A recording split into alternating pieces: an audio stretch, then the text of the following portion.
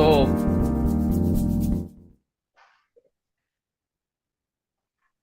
yeah, we're good to go. Okay, okay. So, what a moment. So, सर्व शेतकरी बांधवांना बायट of science and professor डॉगेमुरी यांच्या मार्फत सर्वांचं स्वागत आहे. आणि आजच्या या दुसऱ्या आपल्या वेबिनार मध्ये आपल्या सर्व शेतकऱ्यांचं पुन्हा एकदा द्राक्ष शेतकऱ्यांचं पुन्हा एकदा स्वागत आहे. शेतकरी बांधवांनो, शेतकरी मित्रांनो आणि खास करून द्राक्ष बागायतदारांनो, आपल्याला माहितीच आहे की आपल्या कष्टाने आणि समर्पणाने महाराष्ट्रातील द्राक्ष शेती एक आपण सर्वांनी नव्या उंचीवर नेऊन ठेवलेली आहे. आणि तुमच्या शेतीतील प्रत्येक वेलीने डेफिनेटली आम्हाला एक नवा उत्साह दिलेला आहे आणि प्रत्येक झाडाने आम्हाला अभिमान दिलेला आहे. आणि तुमच्या या प्रवासात बायर एक अविभाज्य घटक म्हणून भाग म्हणून नेहमीच आपल्या बरोबर राहिलेली आहे. आणि अशा या प्रसंगी सदैव डेफिनेटली या प्रसंगाचा किंवा यासाठी आपली बायर ऋणी आहे. आपल्या यशात आणखी एक सोनेरी अध्याय जोडण्यासाठी डेफिनेटली आज आपण या वेबिनारचं आयोजन केलेलं आहे. आणि या दुसऱ्या वेबिनारमध्ये पुन्हा एकदा आपल्या सर्व शेतकरी बांधवांचं मी स्वागत करतोय. आजच्या या वेबिनारमध्ये आपल्याला सर्वांना माहितच आहे की जे वर्ल्ड ख्यातीचे, जागतिक ख्यातीचे श्री प्रोफेसर ड्रॅगोमीर आपल्या आज बरोबर आहेत. आणि त्यांच्याकडनं आपण डेफिनेटली आज शेतीबद्दलचे जे काही नव्या उपाययोजना आहेत, आपल्याकडे बघितलं तर महाराष्ट्रामध्ये बऱ्याचशा काही नवीन जाती पण आपल्या शेतकरी बांधव लागवड करत आहेत. आणि अशा सर्वच बाबतीमध्ये जे काही आव्हानं आपल्याला शेतीमध्ये दररोज भेडसावतात, अशा आव्हानाबद्दल किंवा शेतीतल्या नवीन तंत्रज्ञानाबद्दल आज आपण प्रोफेसर ड्रॅगोमीर यांच्याशी संवाद साधणार आहोत. त्यांच्याशी आपण आपले जे काही क्वेश्चन्स आहेत ते विचारणार आहोत. तर थोडक्यामध्ये मी प्रोफेसर ड्रॅगोमीर यांच्याबद्दल सांगतो की श्री ड्रॅगोमीर हे एक अनुभवी द्राक्ष कृषी शास्त्रज्ञ आहेत, जे की ऍज अ प्रोफेसर म्हणून मागच्या 34 वर्षापासून चिली या देशामध्ये काम करतायत. आणि त्याचबरोबर ते एक बहुचर्चित आणि एक इफेक्टिव्ह असे एक चिलीमधील द्राक्ष सल्लागार म्हणून देखील काम पाहतायत. आणि मला वाटतं 7,000 पेक्षाही जास्त एकरमध्ये ते द्राक्ष सल्लागार म्हणून जे आहे ते शेतकऱ्यांना गाईड करतायत चिली या देशामध्ये. बेसिकली ते चिलीचे आहेत, परंतु त्यांचं काम जे आहे ते वर्ल्ड वाईड खूप जास्त कंट्रीमध्ये किंवा जास्त देशामध्ये आहे. आपल्या भारतामध्येही ती काही वेळेला येऊन गेलेले आहेत. आणि भारतामधल्या शेतीतले द्राक्ष शेतीतले काही प्रॉब्लेम्स आहेत, काय करंट इश्यूज काय आहेत, हेही त्यांना चांगले अवगत आहेत. आणि मला वाटतं त्याचमुळे हा एक वेबिनार आपल्या सगळ्यांसाठी एक खूप माहितीगार असा राहील अशी आशा व्यक्त करतो. आणि आपल्या सगळ्यांनी या वेबिनारचा एक खूप चांगला फायदा घ्यावा अशी मी विनंती करतो. आणि माझे कलिग श्री दिनेश वायकर यांच्याकडे मी माईक सुपूर्द करतो. आणि त्यांच्याच बरोबर आज आम्हाला एक ट्रान्सलेटर किंवा मॉडरेटर म्हणून श्री बोराडे साहेब लाभलेले आहेत, तेही आपल्याला बोलतील. सो नाऊ ओव्हर टू दिनेश. थँक्यू.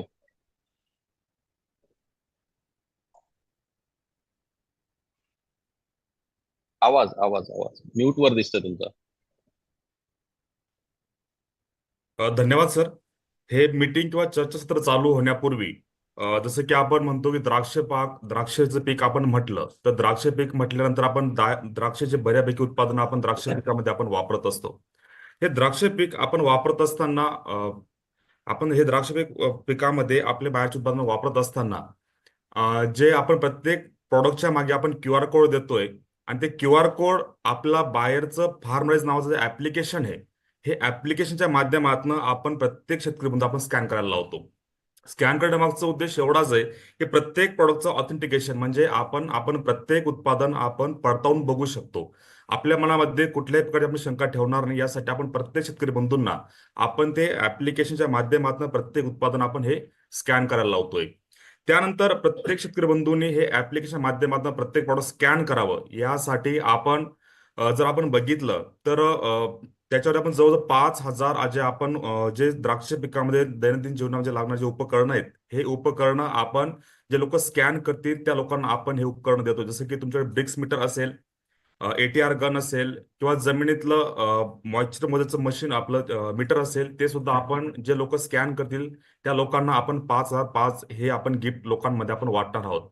दुसरी गोष्ट, जे लोक लुना असेल, प्रोफायलर असेल, मोहंटो ओडी किंवा मोहंटो एनर्जी, हे लोक जे 8 किलो किंवा 8 लिटर पर्यंत जे लोक घेतील त्या लोकांसाठी आपण बुलेटच्या माध्यमातून आपण लकी ड्रॉ सुद्धा ठेवलेला आहे.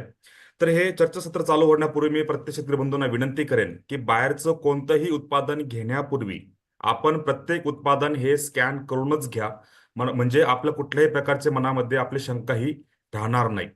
दुसरी गोष्ट, आज आपण जर म्हणतो आपण बऱ्याच दिवसापासून या गोष्टींचा आपण वाट बघत होतो. जसं की आम्ही म्हटलो की 10-12 तारखेला आपण एक परत प्राध्यापक ड्रॅगोमीर यांच्या सोबत एक आपण पुन्हा चर्चासत्र आपण आयोजित करणार आहोत.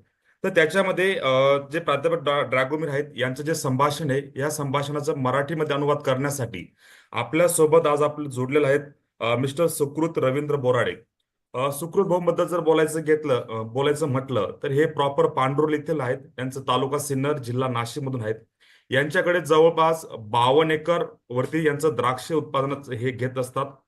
त्याच्यापैकी जर बघितलं, जवळजवळ 50 वर्षापेक्षा अधिक वर्षापासून त्यांच्याकडे द्राक्ष ची शेती ही केली जाते.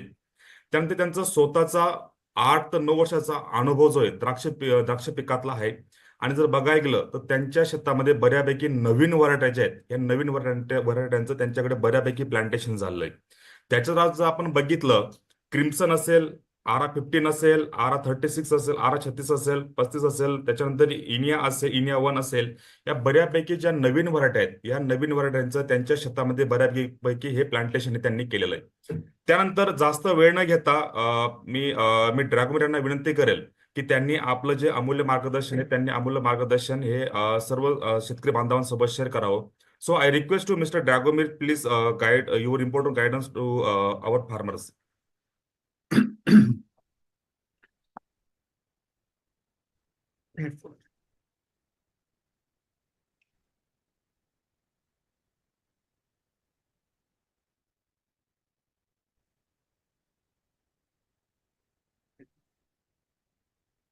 We are okay? Yeah, okay. Yes. First of all, thank you very much for this new opportunity to talk with the growers of India, some growers of India. I always tell you that this is not a business, it's a passion. So for me, it's an honor and it's a pleasure to have this meeting.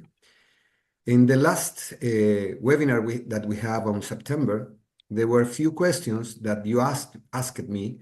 So my compromise was to have some slides about these items. So we can start with with 3 slides that explain someone that you asked me in the last season. Okay, so we're gonna start of that slides.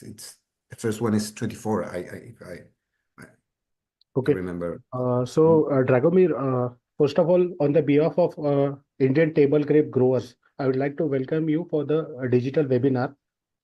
सो मित्रांनो, आपण आता चालू करूया. जसं ड्रॅगोमीर सरांनी बोललेलं का मागच्या सप्टेंबरमध्ये जो वेबिनार झालेला, त्याच्यामध्ये काही प्रश्न राहिलेले होते, तर ते तिथून कंटिन्यू करतील. तर आपण चालू करूया. या Dragomir, you can start. Okay. Someone asked me, we have 2 prunings during the season. The first one is to produce fruit, and the other one is to produce only shoots for the pruning for the crop season. Okay, so I gave you the information how much the plant or an hectare that are going to produce 30 tons per hectare of fruit consume or use from different nutrients: nitrogen, phosphorus, potassium. And someone asked me, okay, but is the same when I just pruning for shoots? No, this is not the same. So that the slides that I gave you the last season, here you have, for example, the tissue, and you have the branches, the leaves, the shoots, the woods, and the total. The most important is not the amount, it's the percentage, okay? If you are only produce shoots, but not bunches, you need for the 100% of the nitrogen, if you apply for produce fruit, just the 60% of the nitrogen, just the 60% of the phosphorus, 36% of the potassium, close to 100% of calcium, and close to 90% of magnesium.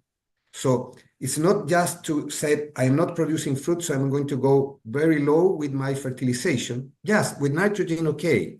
With phosphorus, okay. Of course, of potassium, but of calcium and magnesium, not. Okay. तर मित्रांनो, इथं ड्रॅगोमीर सरांनी आपल्याला एक chart दाखवला आहे, ज्याच्यामध्ये त्यांनी सांगितलंय का तुम्हाला जर 30 टन पर हेक्टर जर टेबल ग्रेप प्रोड्यूस करायचे आहे, तर त्याच्यासाठी लागणारे जे न्यूट्रिएंट आहे, जर सपोज बंचेस तुम्ही प्रोड्यूस करताय तर त्याच्यासाठी तुम्हाला नायट्रोजन हे 63% लागेल. लिव्स प्रोड्यूस करताय तर त्याच्यासाठी पण फॉस्फरस हे 60% लागेल. पोटॅशियम हे 36% लागेल. कॅल्शियम हे 94% लागेल आणि मॅग्नेशियम हे 88% लागेल. तर याच्यामध्ये हे डिवाइड केलेलं आहे बंचेस, लिव्स, शूट आणि वूडमध्ये.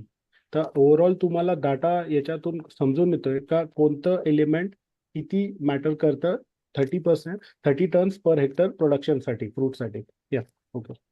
Yes, that means if you are producing only shoots, of all the nitrogen you apply in the crop season when you are producing fruit, you can apply close to 50% of the nitrogen, no more. It is dependent of the vigor of the plant. 50% of the phosphorus, but you cannot go down. You have to apply the 90% of calcium and magnesium. That is very important because calcium and magnesium works very hard in the leaves, very, very hard in the leaves and in the shoots. So it's very important to clear about that.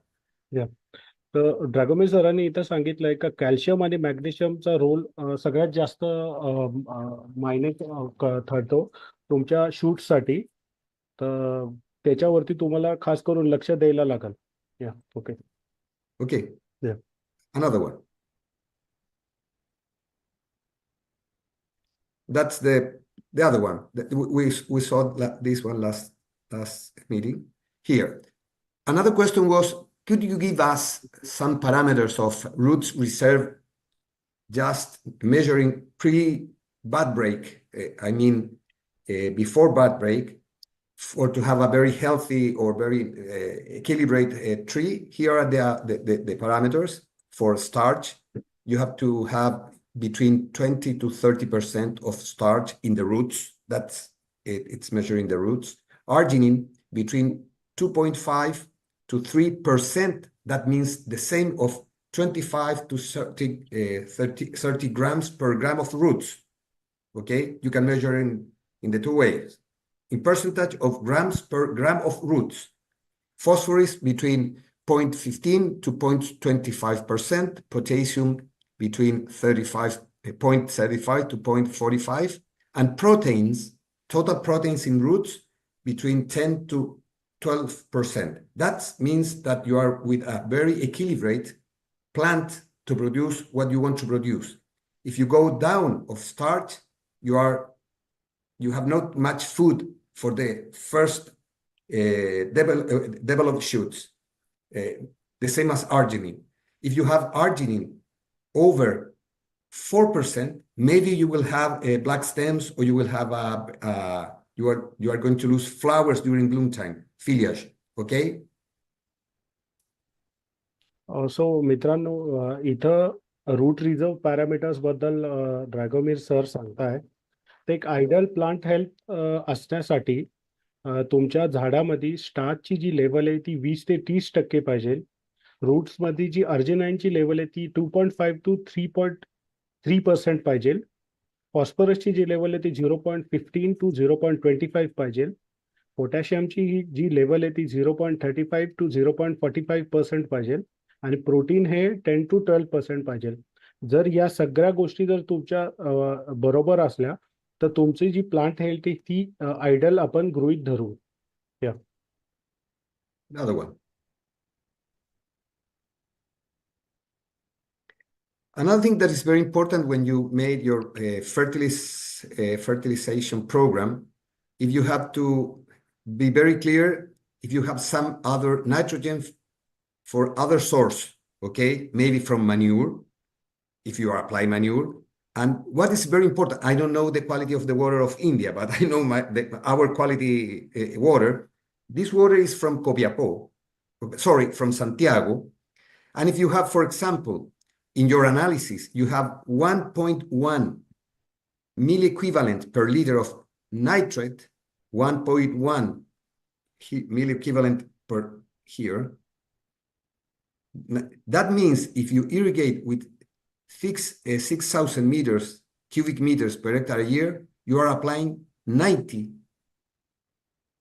units of nitrogen just because you are irrigate. So it's very important when you made your analysis, you said, I'm going to apply this amount but I have different sources, manure, organic material, water. It depends on the quality of the water, and you have to consider that. Okay, तर मित्रांनो इथं नायट्रोजनच्या input बद्दल discuss करतोय आपण.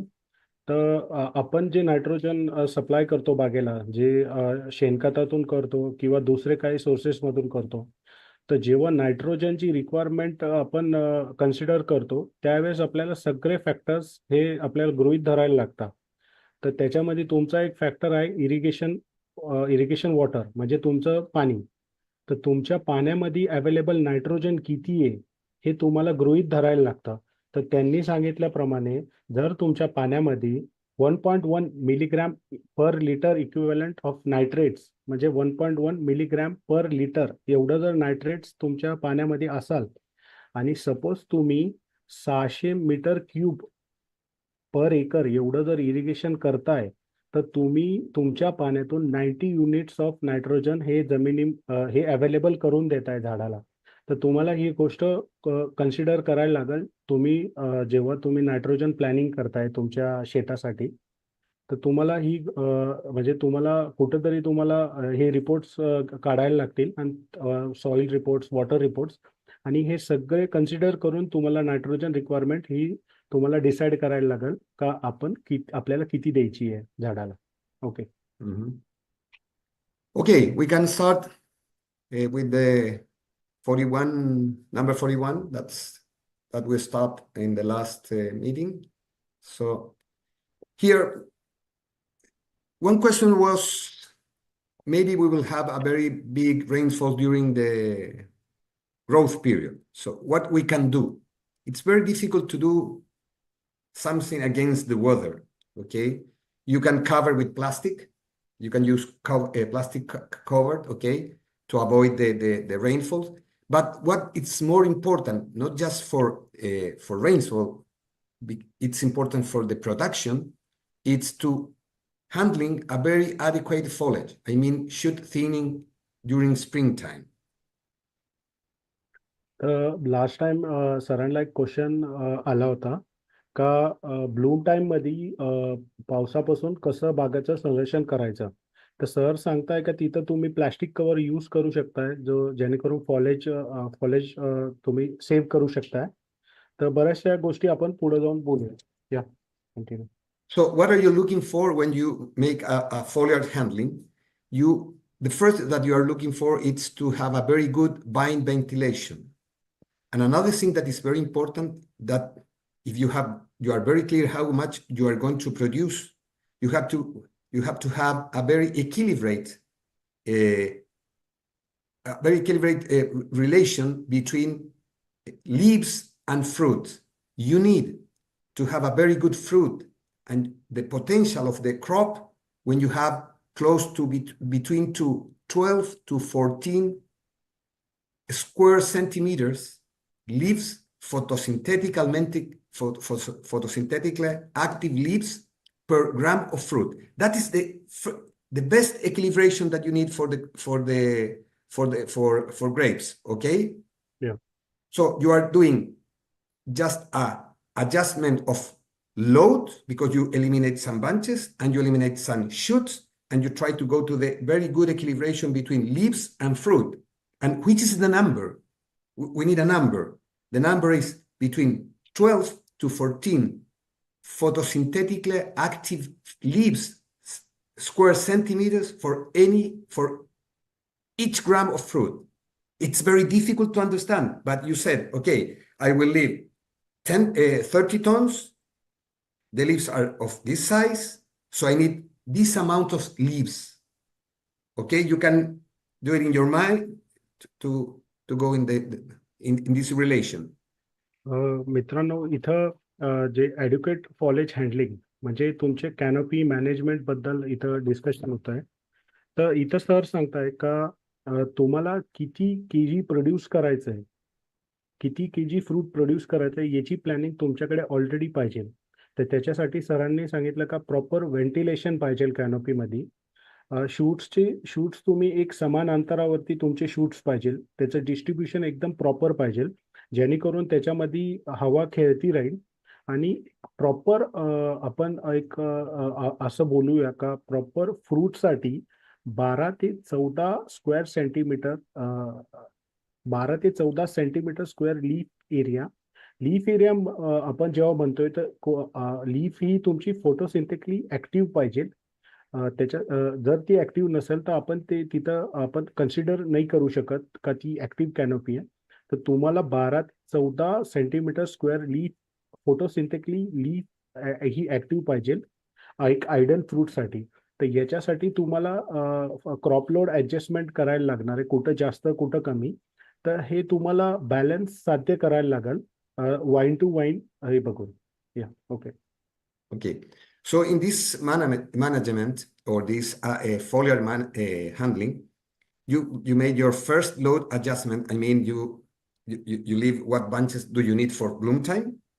You eliminate unfruitly pointers. That means shoot that don't have fruit. You don't need it. You needed just the shoot that have fruit. To eliminate twins mean twins that two shoots in the same bud, okay, because they have no space to grow. And you have to eliminate unwanted shoot. I mean, the first unwanted shoots are weak shoots. This weak shoot could have fruit or not, but weak shoots doesn't work with fruit, okay, because they have no too much leaves to produce a very good bunch. Downwards grows, I mean, that grows to the earth, and the other ones that are very vigorous and grows very erect, and it's a very big competition. असं sir इथं mention करताय का पुढे जाऊन तुम्हाला canopy management मध्ये अनफ्रुटफुल pointers हे काढायचे. अनफ्रुटफुल pointers म्हणजे काय का असे शूट्स जे पुढे जाऊन कॉम्पिटिशन करतील किंवा एक्सेसिव्ह बागेमध्ये शेड करतील, जास्त सावली करतील, असे शूट्स तुम्हाला काढायचे. तुम्हाला जुळ्या फुटी काढायच्या आहे, ज्या फुटी एका बडमधून 2 फुटी येतात अशा फुटी तुम्हाला तिथं काढायच्या आहे. तुम्हाला अनवॉन्टेड शूट्स काढायचे. तर इथं तुम्हाला पहिलं प्राधान्य जे शूट्स तुम्ही काढणार आहे ते पहिलं प्राधान्य तुम्हाला वीक शूटसाठी द्यायचे. म्हणजे जे शूट्स मध्ये ताकद नाहीये असे शूट्स तुम्हाला काढायचे. जे शूट्स जमिनीकडे उगताय, जे तुम्हाला पुढे जाऊन मॅनेजमेंट करायला अवघड जातील तसे शूट्स काढायचे. आणि डायरेक्टली स्ट्रेट शूट्स काढायचे जे तुम्हाला पुढे जाऊन कॅनोपी मॅनेजमेंटसाठी अडचण देतील. ते असं करून तुम्हाला कॅनोपी मॅनेज करायची. Yes. Okay. Okay. The other one. Here do you have, this is a Spanish system conduction, okay? It's different of you, but what I want to show in these slides, it's you have too much shoots for the fruit that you are going to produce.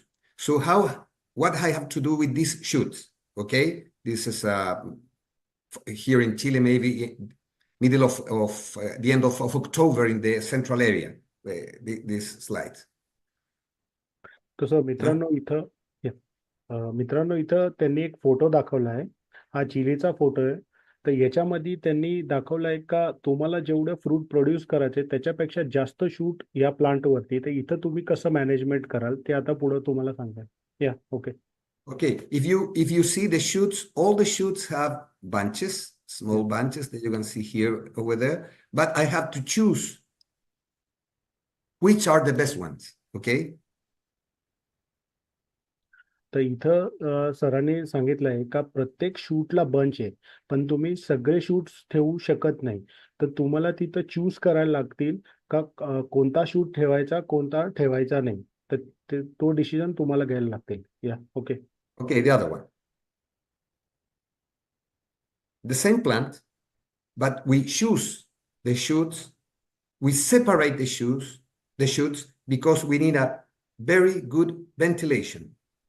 And we need to separate the bunches one of the other one because I need to handle the bunches not so close, a little separate. What we do with this handling, we distribute the fruit and we distribute the shoots. But here is a little problem. These men take these shoots off, and these shoots will be the nest next pruning came that I need. This is correct here, but not here. So when you are handling, you are not just thinking what are you doing now. We are preparing the pruning for the next season. So Yeah, it's very got it. important. But the distribution is the most important thing. सो मित्रांनो इथं सरांनी आपल्याला photo through आपल्याला describe करताय का shoot removal किती महत्वाचं आहे. तर आता तुम्ही बघू शकताय का जो मागचा पिक्चर होता तिथं शूट्स काढले नव्हते, या पिक्चर मध्ये शूट्स काढलेले. तर हा सेम प्लांट आहे. तर तुम्ही इथं बघू शकताय का एक इक्वल डिस्टन्स मध्ये शूट काढण्यात आलेले. तर तुम्ही एक गृहीत धरा का आपला जो मूठ आहे फिस्ट, आपण ज्याला फिस्ट म्हणतो, ते एक साधारण 5-5 सेंटीमीटरच्या अंतरावरती त्यांनी शूट्स अलाइन केलेले, म्हणजे डिस्ट्रीब्यूट केलेले, जेणेकरून बंचेस पण एकमेकाला खेटणार नाही आणि कॅनोपीमध्ये प्रॉपर व्हेंटिलेशन राहील. तर सर इथं जसं आपल्याकडे डबल प्रूनिंग असते, त्यांच्याकडे सिंगल प्रूनिंग असते. तर जसं तुम्ही जो बघताय, जो पहिला शूट आहे, तो शूट तो तिथं काढायला पाहिजे नव्हता, पण त्या जो लेबर होता त्याने तिथं तो काढण्यात गेला. तर तो शूट पुढच्या सीझनसाठी ते कॅरी ऑन करता याच्यासाठी प्रोडक्शनसाठी. तर ते जनरली काय करतील, ते कट करून टाकता आणि तो शूट आडवा करून त्याच्यावरती नेक्स्ट सीझनची प्रूनिंग घेतात. तर आपल्याला ह्या पिक्चरवरून एकच लक्षात येत आहे का प्रॉपर व्हेंटिलेशन कॅनोपीमध्ये पाहिजे, प्रॉपर डिस्ट्रीब्युशन पाहिजे शूट्सचं, जेणेकरून आपले बंचेस एकमेकाला खेटणार नाही. Okay. Okay, the other one. This is your system conduction. Okay, it means it's like TVAR or open gable. Yeah, open. This man leaves all the shoots. They tied the shoots, but they have no space. They have no space from shoots and for fruit. That is a mistake. You need the fruit are very close together. So it's not a good management, not just for the fruit. If you have a rainfall and you have bunches that are touching, between the bunches you are going to get a lot of water, so you will have decay. मित्रांनो आता तुम्ही हा photo बघताय, ही जी system आहे ही आपल्या सिस्टमशी थोडंसं आपण कम्पेअर करू शकताय.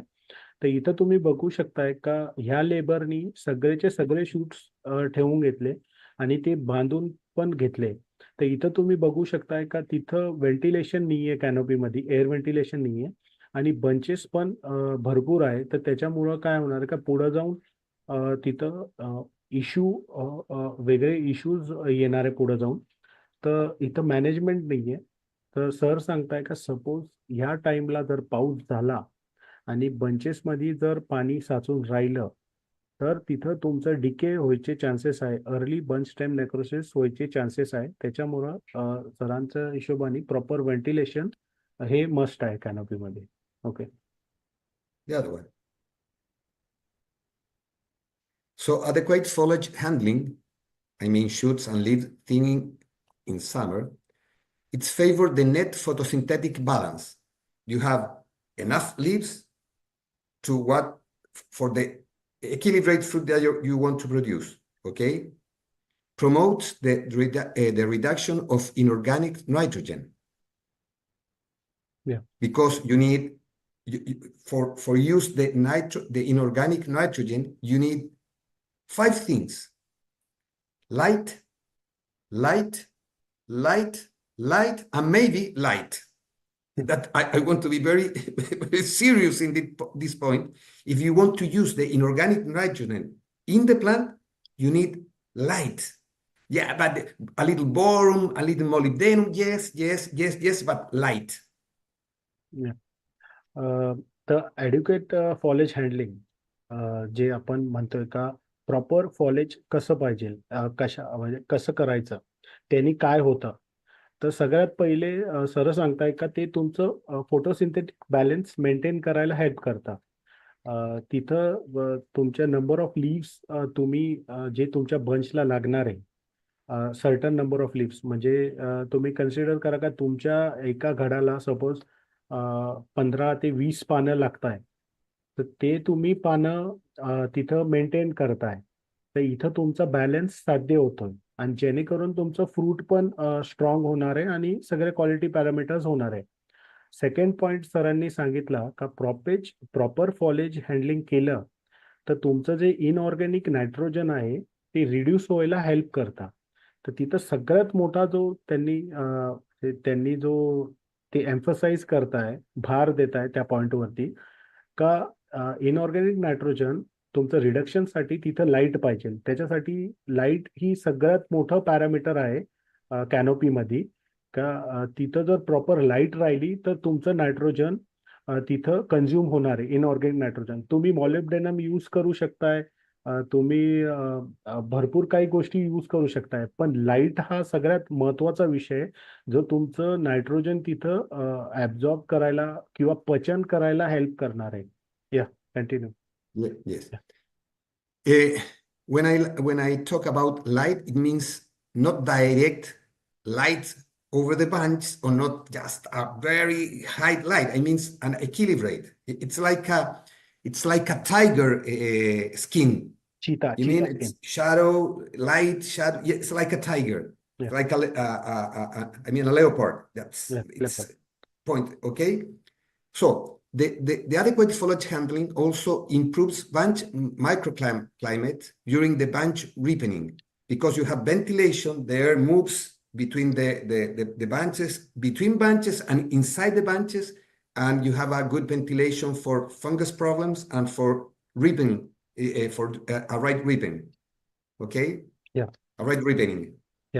तो इथं जसा मगाशी मी विषय तुम्हाला सरांनी सांगितला का लाईट हा खूप महत्वाचा विषय आहे.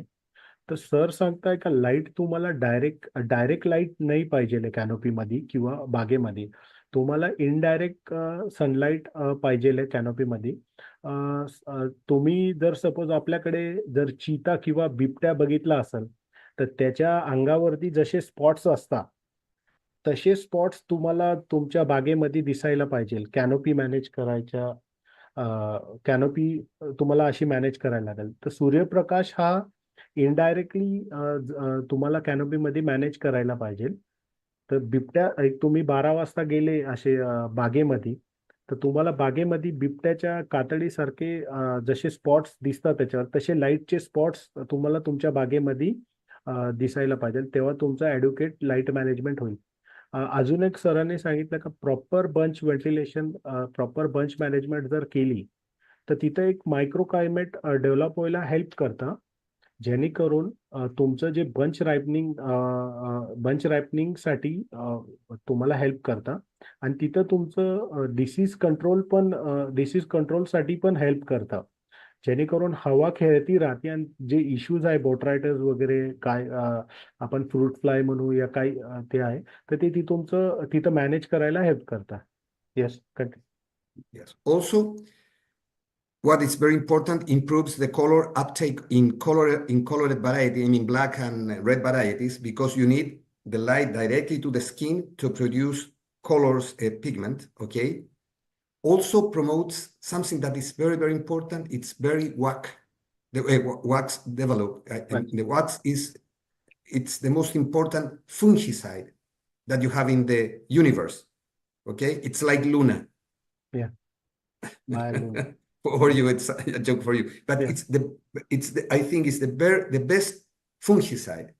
If you have a very good fruit with no decay in your orchard, and you ask me how percentage is for fungicide, how percentage is for it's for foliage handling, 60% to 65% it's foliar handling, and 35-40% is just for fungicide.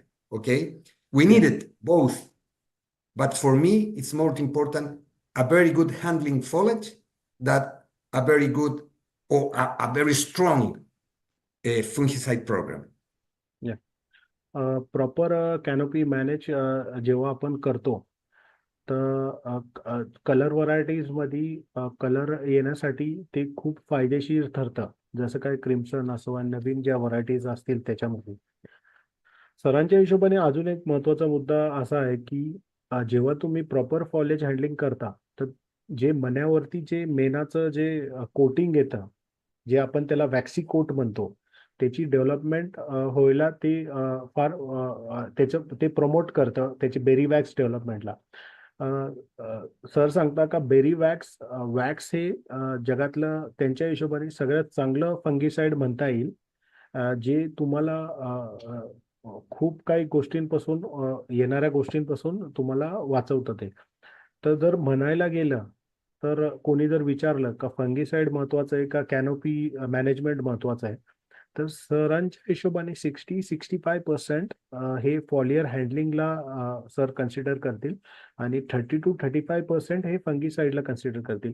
पण म्हणजे दोन्ही गोष्टी हे आपल्याला सोबत घेऊन जायचं आहे, जेणेकरून एक प्रॉपर आपण मॅनेजमेंट प्रोटोकॉल तयार करूया.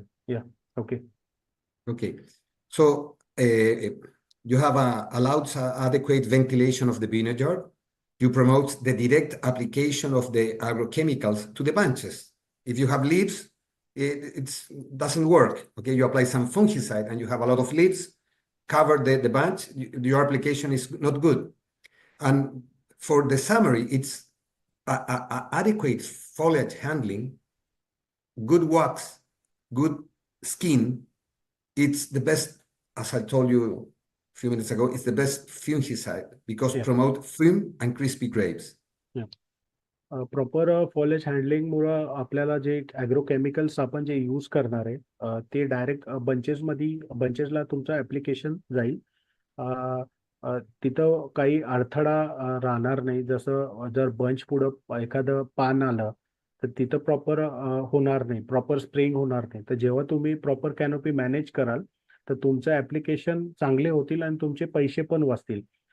तर त्यांच्या हिशोबाने या सगळ्या गोष्टी जर केल्या तर हे तुमचं one of the best fungicide होऊ शकतंय. आणि हे तुमचं हे हे सगळ्या गोष्टी तुमचं फ्रूट फर्म करण्यासाठी आणि क्रिस्पी द्राक्ष उत्पादन घेण्यासाठी तुम्हाला मदत करतील. Okay. The other one. Here you have different system conduction. In the left, it's open gable, okay, and the other ones are Spanish tribes or Spanish parron that we call. And if you see the light is very nice. The light is like a leopard or like a tiger skin in the soil. Because what thing is very important? You can see the arrow that I have here in what I am moving. No, I can't see. Okay, but if you see in these lights, when you have a road with light, Yeah, the center okay, one, this road of light that The you can middle. see here, the middle okay, one. yeah. In the morning, when the suns rise, okay, Yeah, the light will go here, from left to and the right. middle of the day will be in the middle. Yeah, At the end of the day, the lights will be there. What happened inside of the vinegar? When the lights go in this size, the air takes temperature and expand. Okay, expand means that the air is more light than the cold air. So if light is light, because expand goes up and the fresh air go down, and you have a ventilation because you are doing you have hot air and cold air. Hot air goes up and cold air goes down, and you have continuous ventilation during all the day.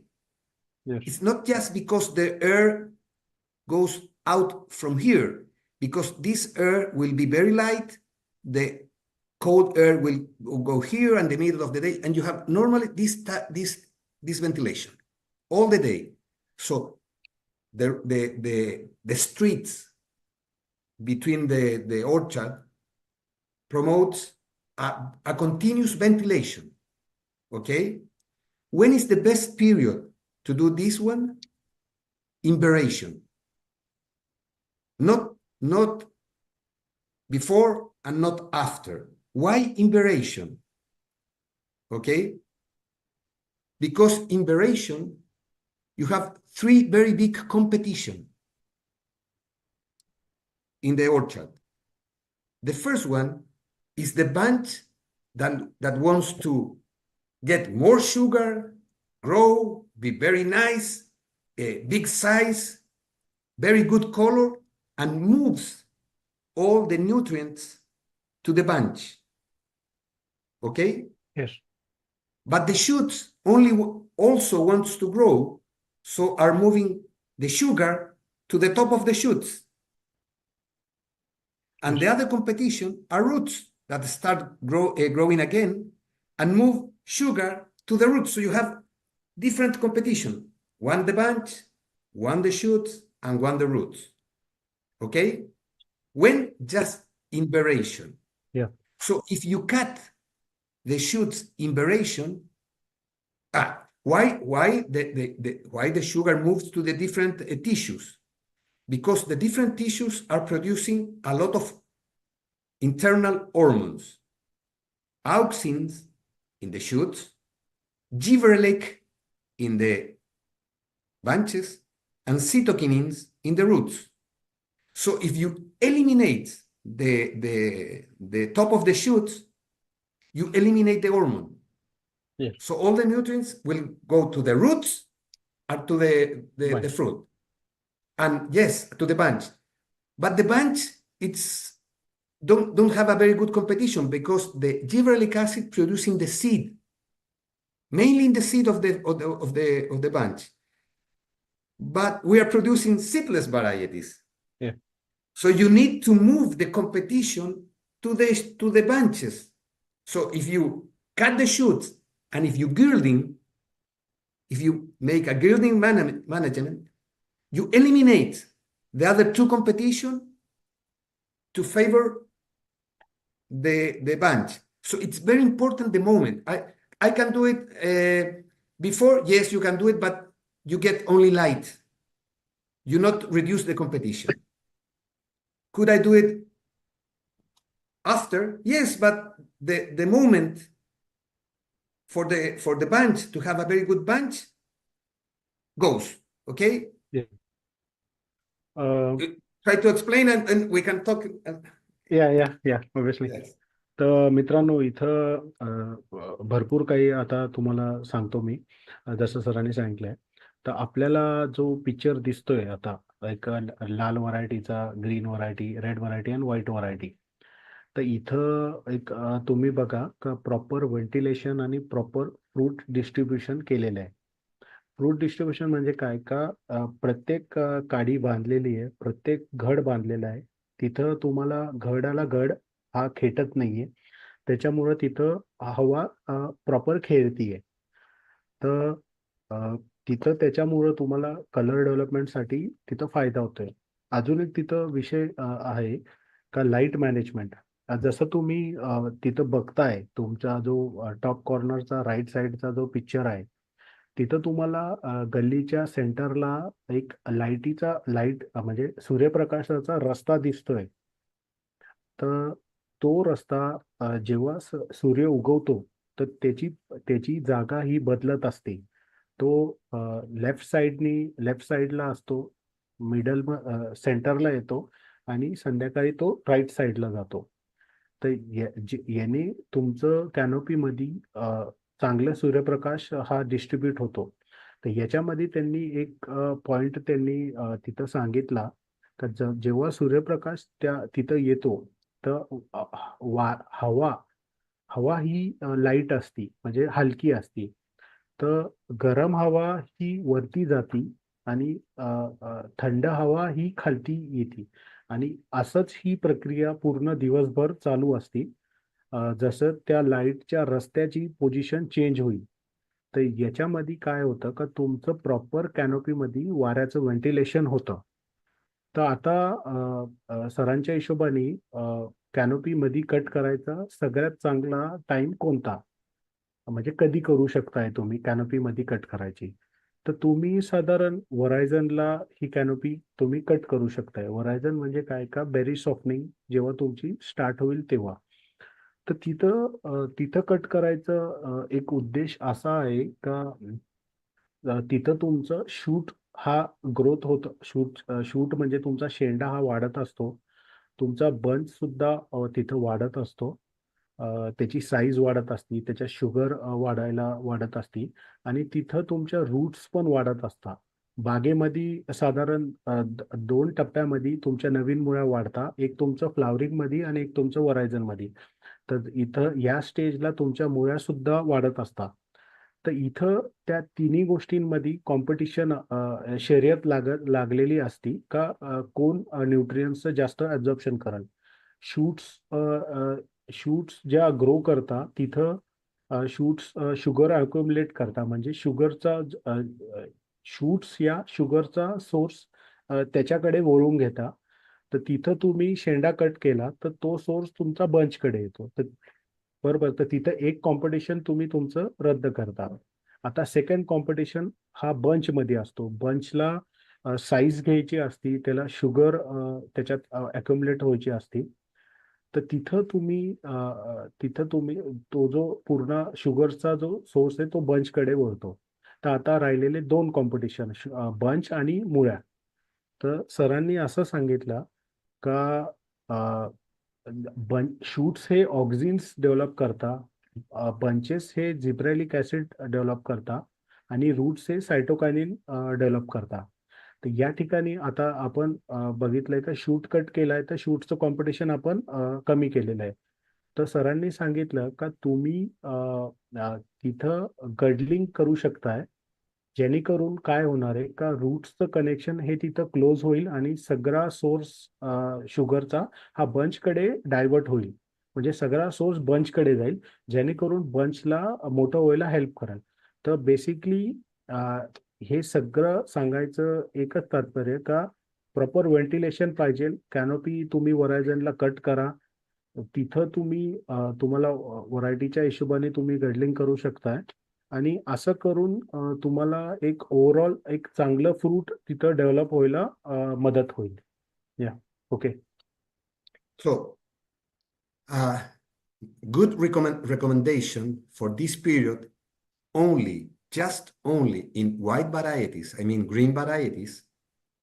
It's in this moment in variation, 50% of variation, close between 50 to 100% of variation, to do these roads, okay, these streets of lights, narrow streets, not to have very directly lights over the bunch, but also to apply gibberellic acid in this moment as low dosage. I mean, please, I am going to talk in hectares. Yeah. 10,000 square meters. Yeah. Just 10 Yeah, grams, 10 grams per hectare. If you apply in this moment, you made 2 points. The first one, you go up with the bunch competition for moving sugar and moving water to have a very crispy fruit and a better sized fruit, okay? Because you apply the outside gibberellic acid to confuse the plant that are producing inside of in the seed, because they don't have seed. Yes. You make a confusion in the plants, so you have to apply directly to the bunch, not to all the foliage, directly to the bunch with just with a machine, but to the bunch in your system. So the plant don't think, but think that they have seeds, so move a lot of sugar and a lot of water to the bunch. You have a crispy fruit, you have a more even size of the berries, and you do another thing that is very important. You innovate, you reduce the natural color of the fruit that is yellow, because white varieties are not green. Green is chlorophyll. Yeah. You delay the destruction of the chlorophyll, and delay the color of natural color of the fruit. It's green. If you do the same in a black variety, you will come to Chile to kill me, because you will have a very strong fruit, but with no color. No color. Yeah. Yeah. Yeah, got it. इथं इथं एक त्यांचं एक असं recommendation आहे का एक साधारण जेव्हा 50% जेव्हा तुमची सॉफ्टनिंगची जी स्टेज आहे एक साधारण 50% ते 100%च्या आसपास सरांनी एक जिब्रेलिक ऍसिडचं ऍप्लिकेशन त्यांनी तिथं सांगितलंय. तर त्यांनी साधारण ते हेक्टर्स मध्ये बोलता आपण ते एकर मध्ये कन्वर्ट करून घेऊ. तर साधारण 10 ग्रॅम पर हेक्टर असं ऍप्लिकेशन सांगितलंय. तर ते तुम्ही त्याचं पर एकर मध्ये केलं तर ते साधारण 4.5च्या आसपास जातं ग्रॅम पर हेक्टर. तर असं जेव्हा तुम्ही इथं जिब्रेलिक ऍसिडचं ऍप्लिकेशन करता तर याच्या मागचं जे सायन्स आहे त्यांनी आपल्याला थोडंसं तिथं समजून सांगितलंय. तर झाड स्वतःहून विचार करत नाही. मण्यामध्ये जी बी असती ती जिब्रेलिक ऍसिड डेव्हलप करते. पण आपण सीडलेस ग्रेप उगवतो त्याच्यामुळे त्याच्यात बी नसती. जेव्हा आपण बाहेरून जिब्रेलिक ऍसिड बंचेस वरती स्प्रे करतो तेव्हा झाड हे कन्फ्युज होतं का कुठून जिब्रेलिक ऍसिडचं प्रोडक्शन येतंय. तर झाड हे तुमचं शुगर आणि पाणी त्या बेरीकडे वळून देतं जास्त प्रमाणामध्ये. तर तिथं तुम्हाला बेरीची साईज व्हायला हेल्प करतं. तुम्हाला फर्म बेरी व्हायला हेल्प करतं. क्रिस्पी मनी व्हायला हेल्प करतं. तर असं त्यांनी सजेस्ट केलेलं आहे. आणि सरांचं म्हणणं असं आहे का जी आपण जे व्हाईट ग्रेप्स म्हणतो ग्रीन तो ऍक्च्युली कलर तो ग्रीन नाहीये तो येल्लो आहे. तर जेव्हा आपण हे ऍप्लिकेशन करतो तर आपण तो येल्लो कलर थोडासा डिले करायला हेल्प करतं. तर हे ऍप्लिकेशन फक्त व्हाईट व्हरायटीज मध्ये तुम्ही करा. सरांचं रेकमेंडेशन कलर व्हरायटीज मध्ये नाहीये. जर तुम्ही हे ऍप्लिकेशन ह्या टाइमला जर कलर व्हरायटीज मध्ये केलं तर तिथं तुम्हाला कलर फॉर्मेशनच्या अडचणी येऊ शकतात. Okay. Okay. The other one. Here do you have very bad handling, light handling. That this is true. The first slides, the first photo is maybe middle of the day. Okay. Yeah. So the people think that I have a very healthy baby. It's not healthy. Okay. Yeah. And if you see the man who is sitting, it's maybe it's the best field manager here in Chile, the best one. I will pay a lot of money how he's thinking over there. Because if you see at the back, Yeah. the shadow, and here the light, that is not good. It's very late. And what happened normally? You have green leaves, okay? Yellow leaves.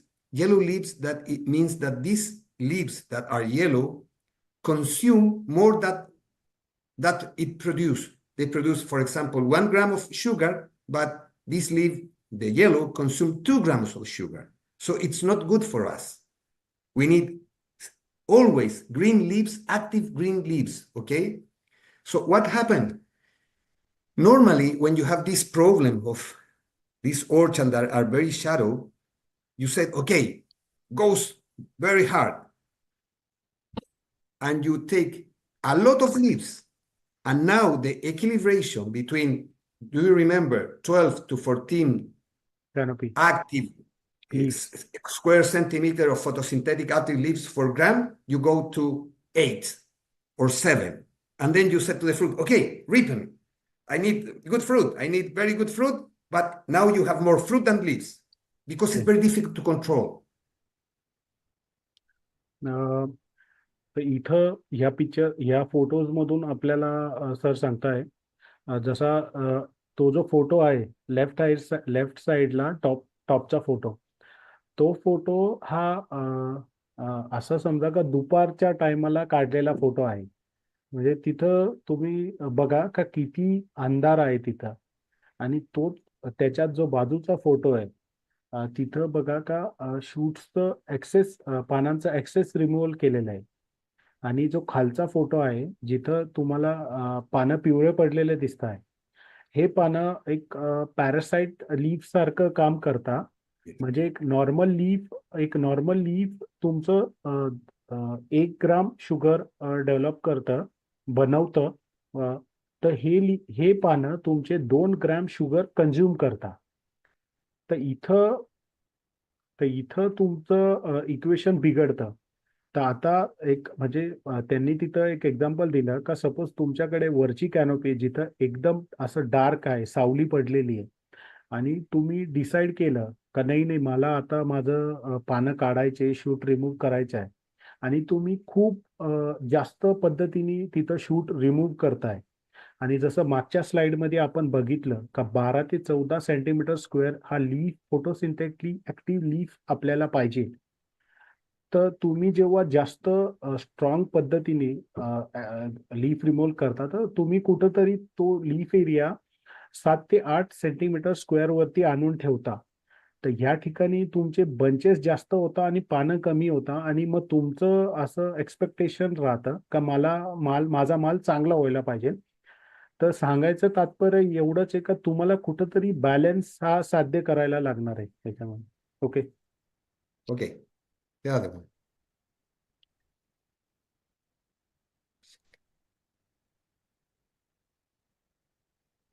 The other one.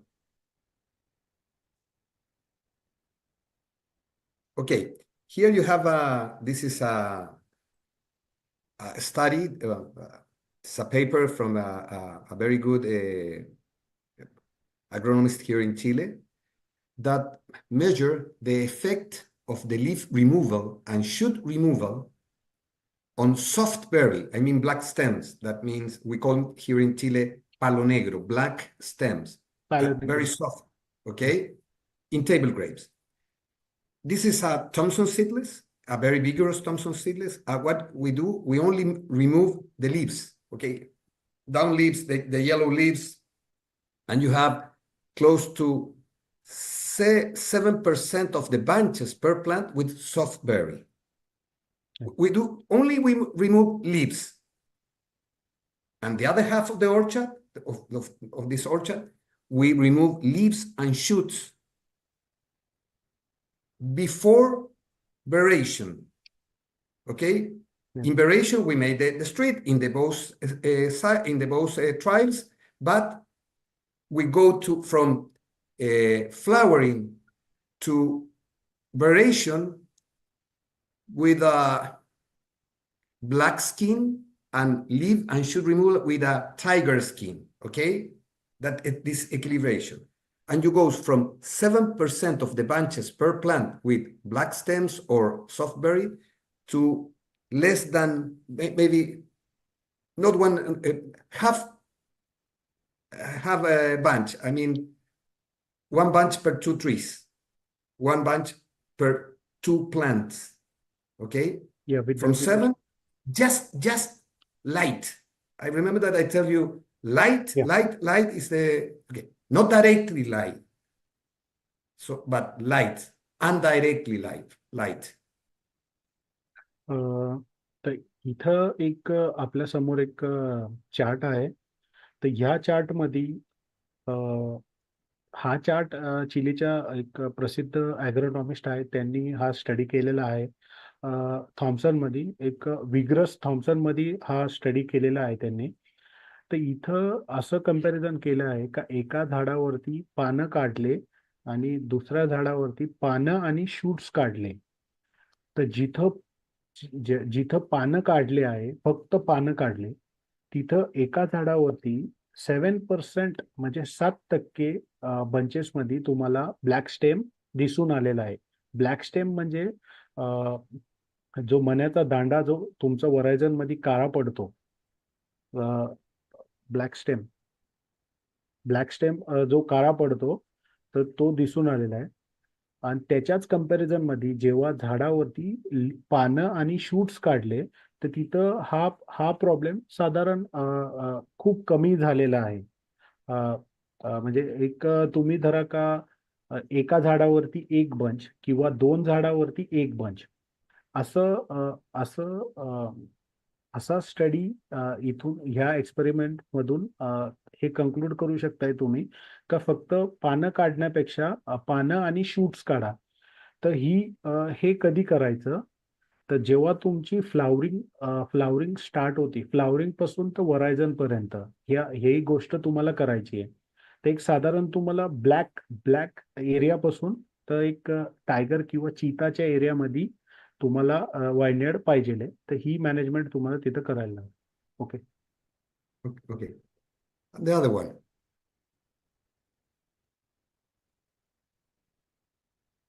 The other one. Just okay.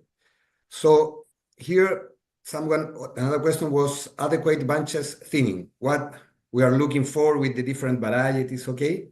The thinning, it's just for remember, it's necessary to look for a cluster with good quantity. What are we looking for? Good quantity and good distribution berries in the bunch, not just the number. The distribution is so important.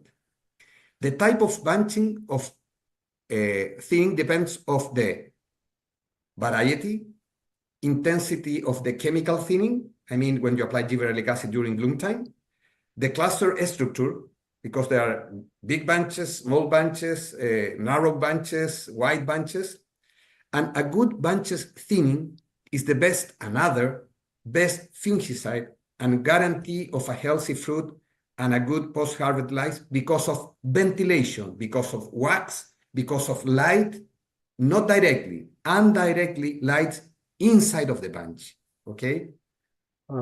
तर last time सरांना हा question विचारला होता का bunch thinning ही कशी करायची आणि कोणत्या व्हरायटीची कशी बेरी थिनिंग बंची थिनिंग करायची. तर सरांच्या हिशोबाने एक आपण उत्कृष्ट बंच थिनिंग कशाला म्हणू, ज्याच्यामध्ये चांगली क्वांटिटी असेल आणि बेरीजचं डिस्ट्रीब्युशन म्हणजे मण्यांचं डिस्ट्रीब्युशन बंचमध्ये एक प्रॉपर वे मध्ये असेल, त्याला आपण एक चांगली बंच थिनिंग म्हणू. तर बंच थिनिंगसाठी काय गोष्टी तुम्हाला कन्सिडर करायला लागतील पुढे जाऊन. व्हरायटी कोणती आहे, म्हणजे जी थिनिंग तुम्ही थॉम्सन मध्ये करणार आहे ती थिनिंग तुम्ही क्रिम्सन मध्ये नाही करू शकत, किंवा RA15 मध्ये जी करणार आहे ती थॉम्सन मध्ये नाही करू शकत. तर तुम्हाला व्हरायटी ही कन्सिडर करायला लागेल. दुसरी गोष्ट आहे केमिकल थिनिंग, म्हणजे यापूर्वी तुम्ही किती जिब्रेलिक वापरले आहे थिनिंगसाठी. जर सपोज तुम्ही जास्त जिब्रेलिक वापरलाय तर ती गोष्ट तुम्हाला कन्सिडर करायला लागेल मॅन्युअल थिनिंगच्या टाइमला. आणि क्लस्टर स्ट्रक्चर, म्हणजे आपल्या बागामध्ये मोठा छोटा पाकळीदार घड असे प्रत्येक टाईपचे घडं असतात. तर प्रत्येक बंच आपल्याला गृहीत धरून त्याच्यामध्ये कसं डिस्ट्रीब्युशन करता येईल हे गोष्ट आपल्याला बघायला लागेल. आणि परत ते सांगताय का सगळ्यात चांगली बंच थिनिंग ही तुमची फंगीसाइड म्हणून, म्हणजे फंगीसाइड त्यांनी एक त्याला एक असं ते संबोधित करताय का एक फंगीसाइड म्हणून काम कराल. कसं का त्याच्यामध्ये प्रॉपर व्हेंटिलेशन राहील बेरीज मध्ये, आणि जेणेकरून तुमची फ्रूट चांगलं राहील आणि त्याची पोस्ट हार्वेस्ट लाईफ चांगली राहील. Okay. Okay, the other one. So here you have, this is a Thomson. I told you about the type of the cluster shape. If you see at the right or the right of the photo but left of you, you will see a long shoulders bunch, a medium shoulder bunch, and a small shoulder bunch. Yeah. At the end, all the cluster should have the same number of berry and the same distribution. And you have to invent how I'm going to thinning this bunch to have at the end the same amount of berries and the same distribution in the cluster, in the bunch, okay? But you will have this one. But I want to give only one instruction. You have to go to your orchard and say, which is the big amount, the big percentage of my bunches? Okay, small bunches, okay, I will do this one, the big bunches, we will have some problems. But you have big bunches, the small bunch, maybe will be less berries in the bunch, but you have to decide one type of a manual thinning, okay, with the scissors. जसं आधी सांगितलं का cluster thinning म्हणजे घडाची thinning ही जेव्हा आपण consider करतो तेव्हा आपल्या बागेमध्ये वेगळ्या वेगळ्या प्रकारचे बंचेस असतात. जसं या फोटोमध्ये दिसतंय का वरच्या पाकळ्या मोठ्या असलेला बंच आहे, एक मीडियम बंच आहे आणि एक बॉटल बंच सारखा बंच आहे. पण सरांच्या हिशोबाने जेव्हा तुम्ही थिनिंग कराल शेवटी ह्या घड्यांमध्ये एकसारखे मणी तुम्हाला ठेवायला लागतील आणि एकसारखं मण्यांचं तुम्हाला डिस्ट्रीब्युशन करायला लागेल बंचमध्ये. तर याच्यासाठी तुम्हाला एक म्हणजे रफ आयडिया म्हणून तुमच्या बागेमध्ये कोणत्या प्रकारचे बंचेस आहे आणि ते किती प्रमाणात आहे हे तुम्ही जर थोडंसं डोळा खालून जर बघून घेतलं तर तुम्हाला तिथं प्लॅनिंग करायला थोडंसं सोपं जाईल का कोणत्या प्रकारचे बंचेस आहे आणि त्याला आपल्याला कसं थिनिंग करायला लागेल. Okay. Okay, the other one. The next one.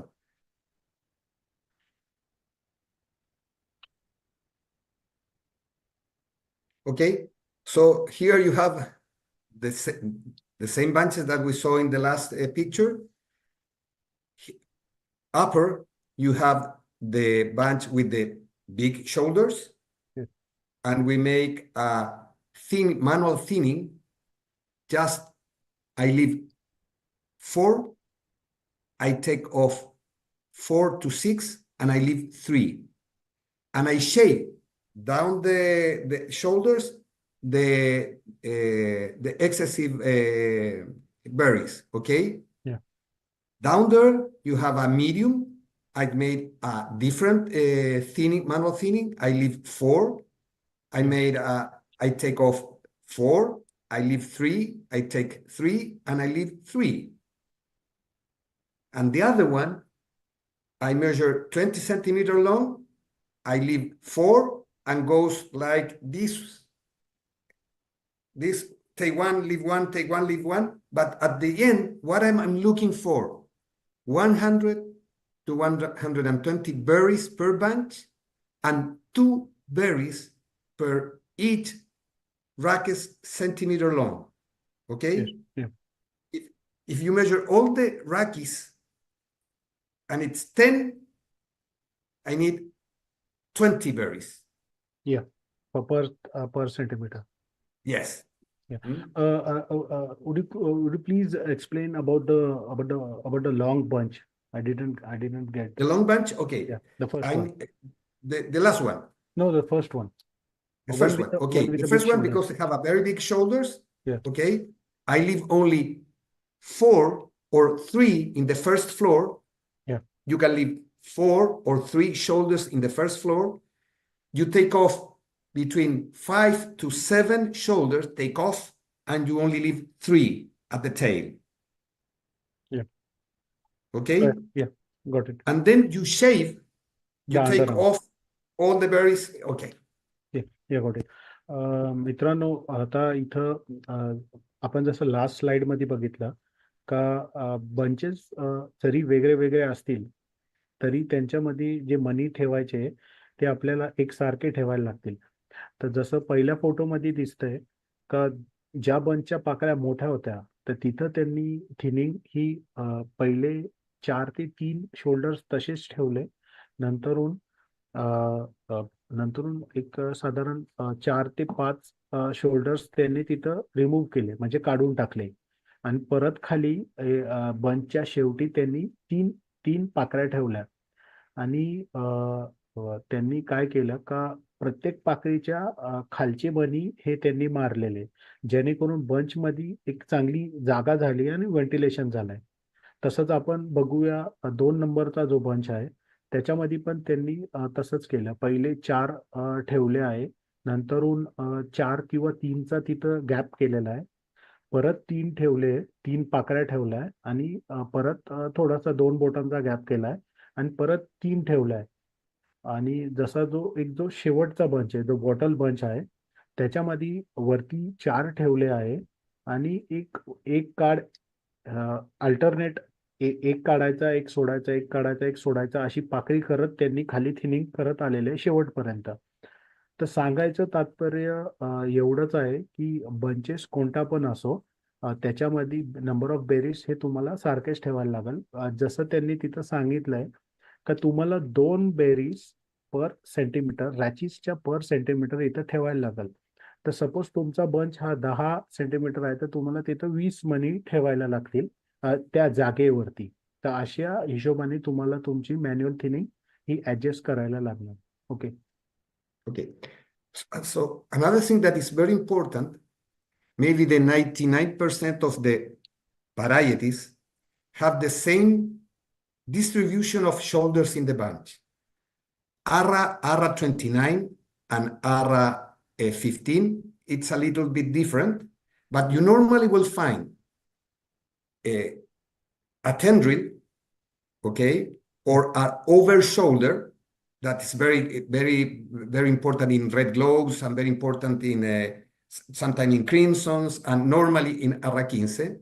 Okay, you have an over shoulder, and then you have that's the distribution of the main of all the bunches. If you look, you will see you have 2 shoulders like this, Yes. and then you go group of 3, 2, 3, 3, 3, 3, 3, and in the tail 4. मला 4 shoulders, परत 3चा gap, परत 3 shoulders, परत 3चा gap आणि शेवटी 3. हे असं ठेवून तुम्ही bunch तयार करू शकताय. तर तुम्हाला हा बंच टू बंच डिसिजन घ्यायला लागणार आहे का आपण बंच कसा बनवू शकताय. या okay. The other one, please.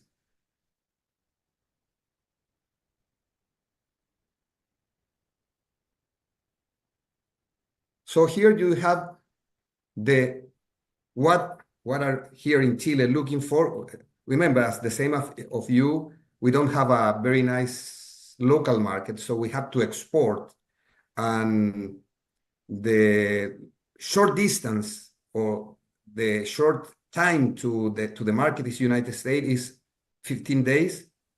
So we have to harvest, maintain 3 or 4 days here in Chile, close to 15 days of travel, and then 10 days more in the market. So we are looking for fruit that have a shelf life no less than 45 days or so. That's what are doing for our fruit.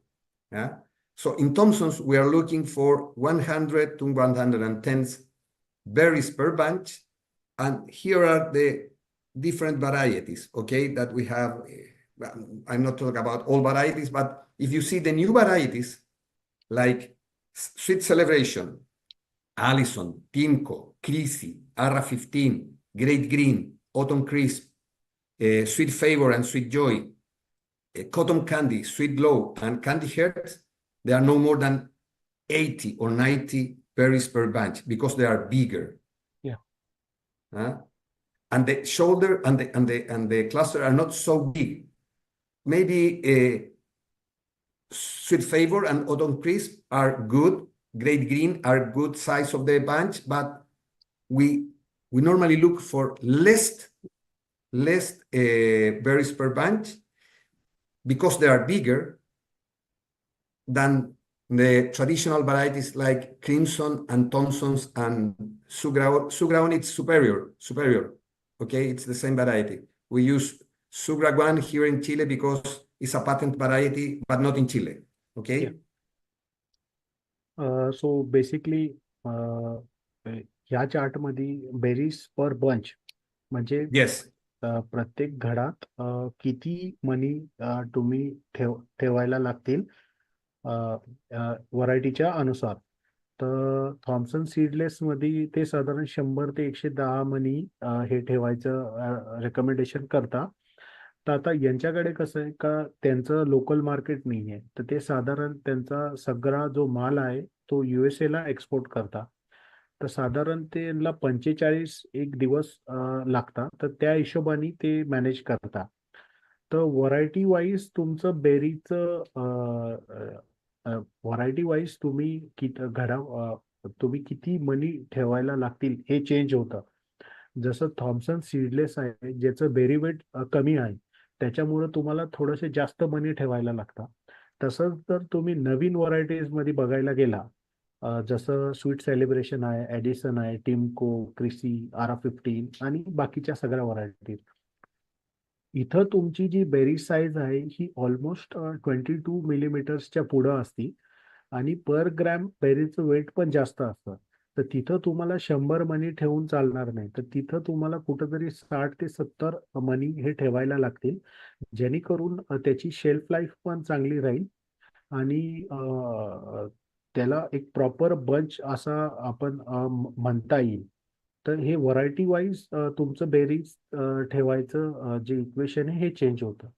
Okay. Mhm. The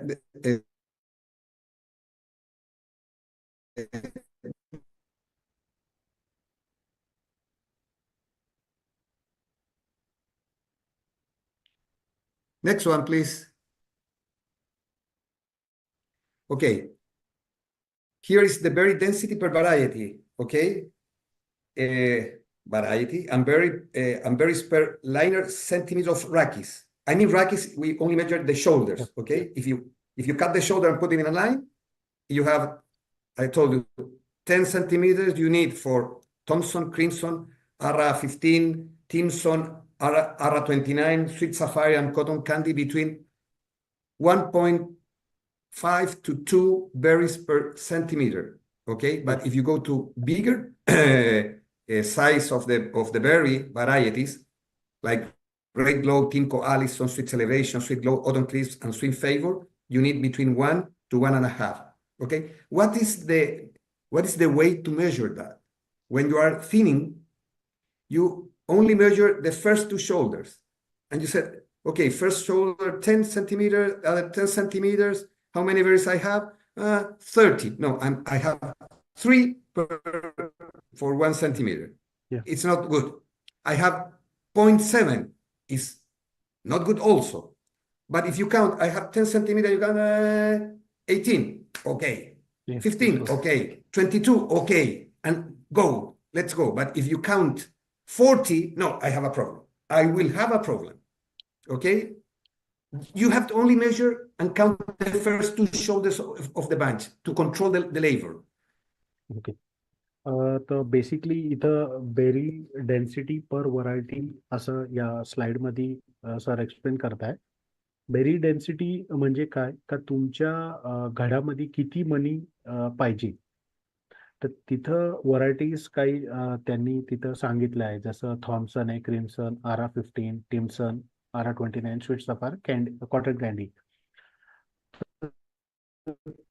berries per linear centimetre प्रॅचिस. आता हे आपण कसं मोजायचं, तर प्रत्येक घडाचं जर आपण वरचे 2 शोल्डर्स जर कट केले आणि ते जर आपण आडवं केलं, एका आपण एक सपोज आपण एक स्केलवर आडवं करू, तर तिथं आपल्याला कळेल का किती सेंटीमीटर आहे. सपोज 10 सेंटीमीटर असेल तर ह्या व्हरायट्यांसाठी 10 सेंटीमीटरला एक साधारण पर सेंटीमीटर 1.5 ते 2 मनी ठेवू शकताय तुम्ही.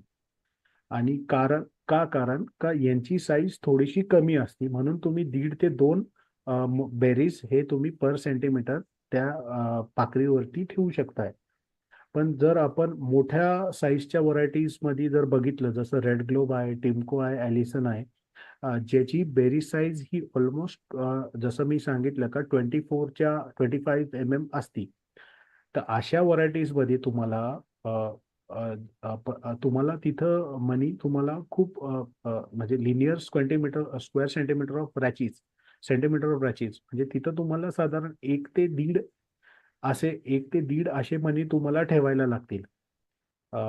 हे तर एक आपण याला कसं आपण एक एक्सप्लेनेशन करू का. सपोज तुम्ही तुमच्या घडाचे वरचे पाकळी घेतली आणि तुम्ही बघितलं का बाबा ही 10 सेंटीमीटर आहे ही पाकळी, आणि सपोज तुम्ही त्याच्यावरती जर मोजलं का 1 2 3 4 5 असं मोजत गेले आणि तिथं सपोज 30 मनी राहिले, तर हे तुमचे मनी जास्त आहे.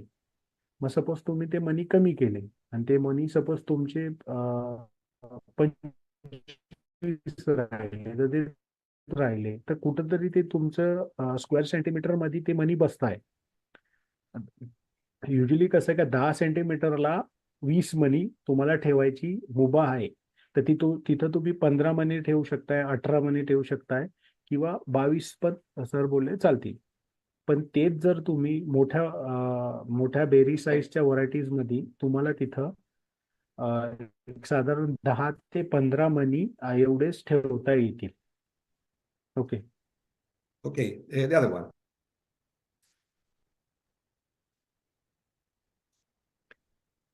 Another question in the last presentation was, what's the problem of what is foliage or how to manage? Because you have in some orchard some foliage. That means I call more than foliage. Foliage, maybe it's an English or French word we It's a use. French word. Excessive drop during bloom time. Yeah. To say, okay. So when you analyze the problem, the problem is true, happens in some varieties, but have different reasons. Maybe two main reasons. One is the plant vigor, okay? And plant vigor, it's two different reasons also.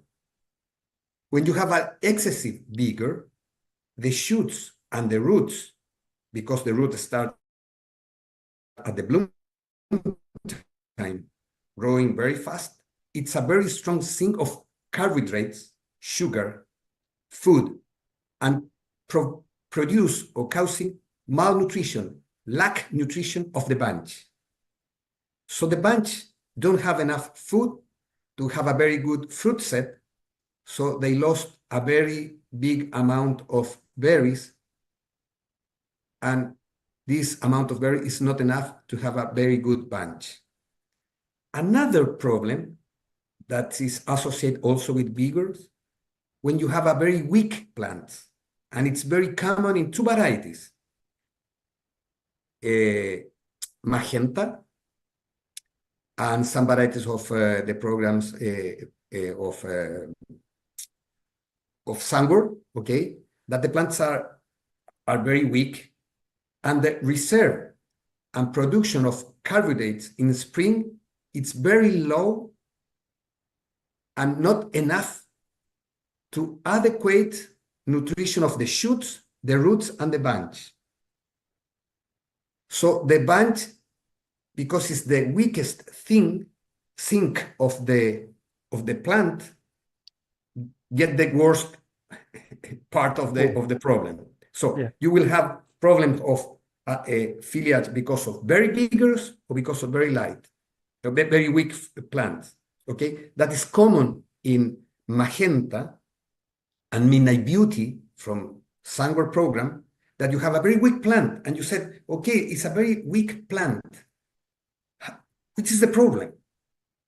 And another thing that is it's a very bad analysis. You said, okay, I have, for example, a weak plant, so I'm going to leave a lot of bunches, and I'm going not to fertilize because I have problem of foliage, because normally the problem of foliage is excess of vigor, but I am with a weak plant, and you leave a lot of bunch, you not fertilize, and you have a very big problem, because you need to fertilize and you need to have no big amount of fruit. Do you understand what I mean? Because Yeah. the few food goes to a lot of organs, a lot of tissues, and you have, okay, we make a bad distribution of the misery. Okay? So basically, Dragomir, one more thing. This is here we don't call this as a filage at this stage. Here, Foliage. the filage happens earlier. Here we call early bunch stem necrosis for Yeah, this. okay. Yeah. But what is very important, that the symptoms in both cases are low fruit set without damage, without necrosis of the rachis. Yeah. If you see that, but you don't have necrosis, the problem is vigorous.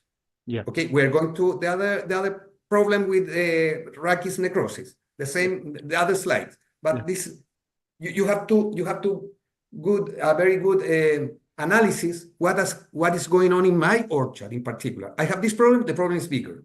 Yeah. The problem is nutrition. It's carbohydrates. Okay. Yeah. So basically last time रघुवीर यांना हा question केला होता का की आपण जेव्हा फ्लावरिंगला stage असती तेव्हा जास्त मनीगर व्हायचं काय कारण. तर सरांनी इथं आपल्याला एक्सप्लेन करताय का त्याचे तिथं कारण असं असू शकतंय का प्लांटची विगर जर तिथं एक्सेस विगर आहे, प्लांटची जी ग्रोथ आहे ही खूप जोमाने आहे आणि तिथं हा हा इश्यू तिथं होऊ शकतंय. तर बेसिकली कसं असतं का जेव्हा झाड आपलं ग्रो करत असतं तेव्हा त्याच्यामध्ये कॉम्पिटिशन चालू असतं शूट्स मध्ये आणि बंच मध्ये न्यूट्रिएंटसाठी आणि मुळ्यांमध्ये. म्हणजे तिथं कॉम्पिटिशन चालू असतं शूट्स मध्ये, तुमच्या बंच मध्ये आणि तुमच्या मुळ्यांमध्ये. तर शूट्स हा ग्रो होत असतो आणि मुळ्या सुद्धा नवीन मुळ्या ह्या तुमच्या ब्लूम टाइमला म्हणजे फ्लावरिंगच्या टाइमला या नवीन मुळ्यांची संख्या खूप जास्त असते. तर अशा टाइमला कार्बोहायड्रेटचा जो सिंक असतो तो जास्त करून शूट्स कडे जातो आणि किंवा मुळ्यांकडे जातो आणि बंचकडे हा सिंक थोडासा कमी पडतो, जेणेकरून बंचला माल न्यूट्रिशन होतं. माल न्यूट्रिशन म्हणजे काय का ते कुपोषित त्याला कुपोषित होतं. तर ह्या कारणामुळं पण तुमचं तिथं फुलगळ होऊ शकतंय.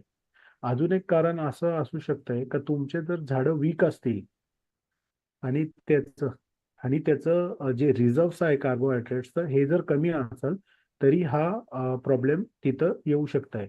तर आता तुम्ही अशा केसमध्ये जर तुम्ही असं ठरवलं का माझे झाडं वीक आहे तर मी जास्त बंचेस ठेवतो म्हणजे माझा माल तिथं राहील, पण तिथं तुम्ही खत खत पण देत नाही, तर तिथं तुम्ही तुमचा प्रॉब्लेम अजून वाढून अजून वाढल्या जाईल आणि जेणेकरून तिथं एक्सेसिव्ह फुलांची गळ होईल. तर याच्यामध्ये तात्पर्य हेच आहे का एक्सेसिव्ह विगर किंवा कमी विगर मुळे तुमचं ब्लूमला फुलगळ होती. Okay. Okay, the other one, please. So, what I'm trying to say that the big competition produced in this period, the shoot is growing very fast. You have a very big rate of growth of the roots, and you have fruit set. So the bloom, the fruit start growing. So the competition in this period is very, very, very high from carbohydrates, from sugar, from nutrients, from food. And if you are very vigorous, the shoots is the winner, and the roots. Normally not the berry. And if you have a very low nutrition, the shoots, the plant is very bad mother. They don't like the fruit. It's a charge for hair. So they get it off. Okay. Yeah. So this is the problem because you have three competition. Okay. So basically ह्या चार्टमध्ये आपण असं बघू शकताय का झाडाच्या ज्या stages आहेत त्यांनी ते डिवाइड केलेलं आहे 1, 2 आणि 3. तर बड ब्रेक, ब्लूम, सॉफ्टनिंग, हार्वेस्ट असं या स्टेजेसमध्ये त्यांनी डिवाइड केलेलं आहे. वरची जी ग्रीन लाईन आहे ही शूट साठी आहे. जी रेड लाईन आहे, लाल कलरची रेष आहे ती मण्यासाठी आहे आणि जी सफेद कलरची रेष आहे ती रूट साठी आहे. तर जेव्हा आपलं झाड बडब्रेक होतं तर त्याच्या शूट्समध्ये, त्याच्या मण्यामध्ये आणि त्याच्या रूट्समध्ये ट्रिमेंडस स्पर्धा होती एकमेकांमध्ये का कोण जास्त कार्बोहायड्रेट्स कंझ्युम करल आणि ग्रो करल. तर युजली म्हणजे जर बघायला गेलं तर द्राक्ष वेलीसाठी जो घड असतो आपला तो सेकंडरी असतो, म्हणजे त्याला एवढं झाड एवढं त्या घडाला महत्व देत नाही. घडासाठी व्हेजिटेटिव्ह ग्रोथ म्हणजे शासकीय वाढ ही त्याच्यासाठी खूप मायने ठरते.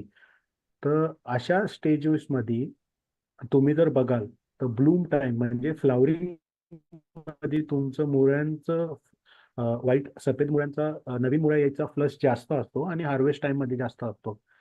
तर जेव्हा शूट ग्रोथ होतो आणि सगळे रिझर्व जर शूट कडे गेले तर तिथं शूट कॉम्पिटिशन जिंकतो आणि बेरीज कॉम्पिटिशन हरता, जेणेकरून याचं बेरीज जो कार्बोहायड्रेटचा सिंक आहे हा शूट्स कडे जातो आणि बेरीज कडे कमी पडतो, म्हणून तुमची तिथं फुलगर किंवा मनीगर होती.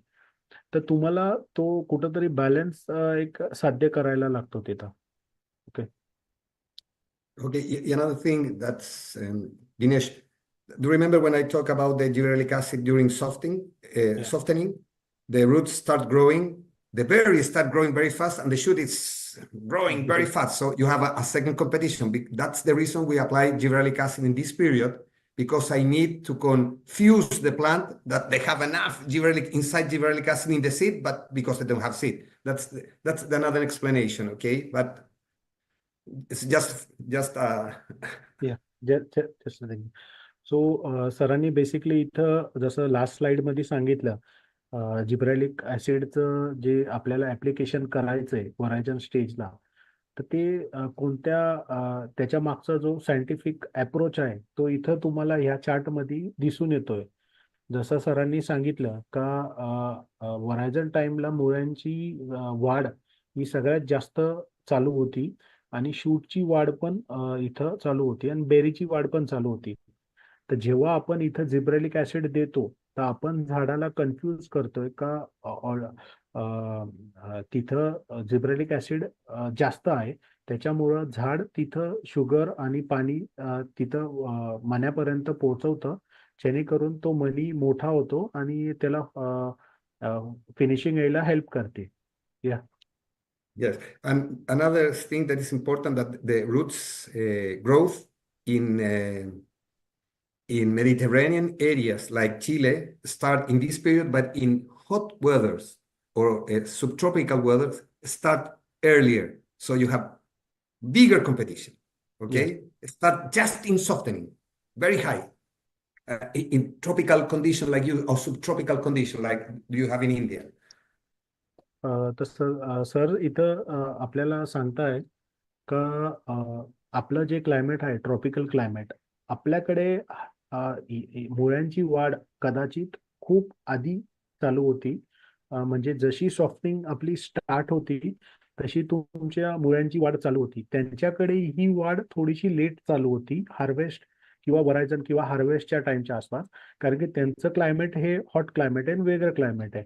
तर कदाचित सरांच्या हिशोबाने आपल्याकडे हा जो शूटचा, मण्याचा आणि रूटचा जो कॉम्पिटिशन आहे हा खूप जास्त असतो, कारण की आपलं क्लायमेट मध्ये मुळ्या एक वरायजनच्या टायमिंगला चालू होता.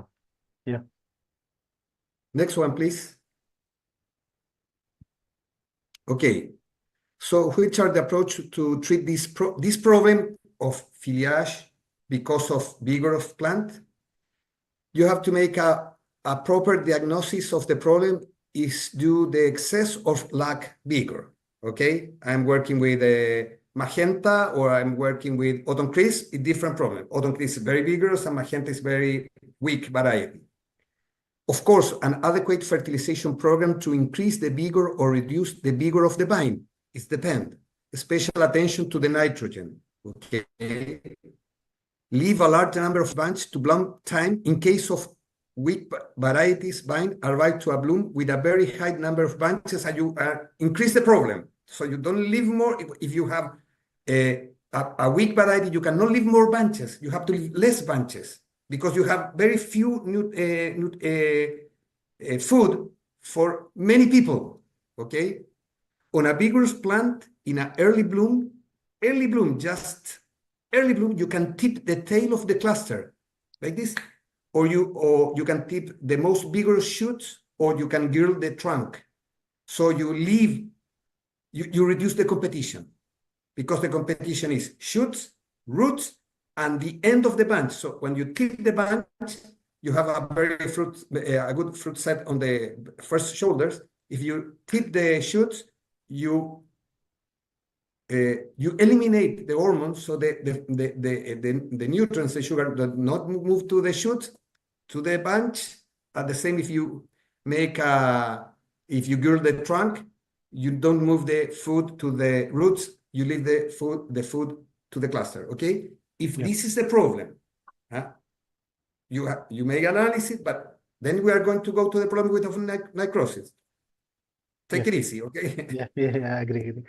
So basically, तुम्हाला हा जर ही जर अडचण आहे, तर तुम्हाला सगळ्यात आधी तुम्हाला तिथं पिटिओल करायला लागतील, जेणेकरून तुमच्या ज्या नायट्रोजनच्या लेवल्स आहे किंवा जी म्हणजे तुमची विगर आहे, जी एक्सेस विगर आहे, ही तुम्हाला कशी तुम्हाला त्याचा नंबर कसं काय समजेल, तर त्याच्यासाठी तुम्हाला तिथं पिटिओल अनालिसिस करायला लागेल, जेणेकरून तुम्हाला लक्षात येईल का आपल्या वेलीमध्ये नायट्रोजन जास्त आहे की कमी आहे.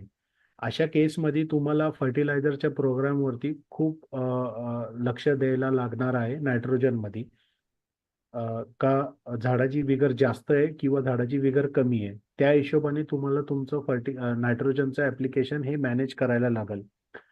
आता जर आपण असं विचार करू का माझं झाड हे आहे, कमकुवत झाड आहे आणि मी त्या झाडावरती जास्त बंचेस ठेवून घेतो, जेणेकरून पुढे जाऊन सपोज 20 ठेवले तर 20 मधून 10 तरी राहतील, असं जर काही विचार करत असाल तुम्ही, तर ते हे साफ चुकीचं आहे. तिथं तुम्ही झाडाच्या हिशोबाने तुम्हाला तिथं बंचेस ठेवायला लागतील. तिथं जर तुम्ही प्रमाणाच्या जास्त बंचेस जर ठेवले, तर प्रत्येक बंचसाठी अन्नसाठा हा पुरेसा राहणार नाही आणि जिथं तुमचा प्रॉब्लेम अजून वाढायचे चान्सेस राहतील. आता सरांनी इथे एक टीप दिलेली आहे, आपल्याला एक सजेशन किंवा रेकमेंडेशन असं आपल्याला सांगताय का जर तुमचं प्लांट खूप विग्रस आहे, तर जेव्हा आपली फ्लावरिंग स्टार्ट होती, जेव्हा म्हणजे फ्लावरिंगची सुरुवात होती, एक कुठं मोठं तरी 1-2 म्हणजे 10-20% फ्लावर असतो, तर अशा ठिकाणी तुम्ही घडाचा शेंडा खालतून एक पिंच करू शकताय, मारायचा घडाचा शेंडा मारायचा खालतून. तुम्ही तिथं जी तुमचा जो शूट आहे त्या शूटचा पण शेंडा जर मारला आणि त्या ठिकाणी जर तुम्ही गडलिंग केली, तर सगळा सिंक हा बंचकडे डायव्हर्ट होईल आणि हा तुम्हाला मदत करेल एक चांगला बेरी सेटसाठी. तर याच्यामध्ये एवढंच तात्पर्य का तुम्ही कॉम्पिटिशन, एक स्पर्धा तुम्ही कमी करताय घडाची. आता इथं स्पर्धा कशी कमी करताय तुम्ही, का तुम्ही शेंडा शूटचा शेंडा पिंच करताय, तुम्ही घडाचा शेंडा पिंच करताय आणि तुम्ही मुळ्यांचं जी स्पर्धा आहे ती पण तुम्ही कमी करताय गडलिंग करून. तर अशा केसमध्ये काय होतंय का सगळा सिंक हा घडाकडे कन्वर्ट होतोय आणि त्याला पूर्ण पोषण भेटून त्याचं चांगलं बेरीसेट मध्ये रूपांतर, त्याला चांगलं बेरीसेट व्हायला हेल्प करत आहे. हे साधारण तुम्हाला अर्लीच्या फ्लावरिंगच्या टाइम मध्ये करायचंय, पण हे तुम्हाला कधी करायचंय जेव्हा तुमचं झाड एकदम विग्रस असेल तेव्हाच करायचं आहे. Okay. Okay, the next one, please. Another problem, I said there is two main reasons: vigor of the plant, and vigor of the plant is weak plants and very vigorous. And the other problem, when you have excess of nitrogen, okay? Yeah. For berry drops or for foliage or excessive berry drop during bloom time. Excess of nitric and special ammoniacal nitrogen will cause intoxication of the rachis, causing necrosis of the tissue. Okay, when you see I have a necrosis of the tissue, it's not a matter of vigorous. It's not a matter of weak plant or very vigorous plant. It's a matter of nitrogen.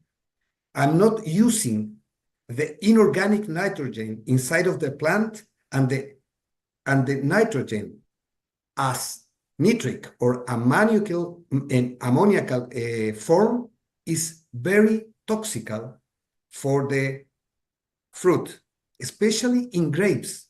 In grapes, the worst enemy that you can have is a very big amount of ammoniacal nitrogen inside of the tissue. Because what they are going to produce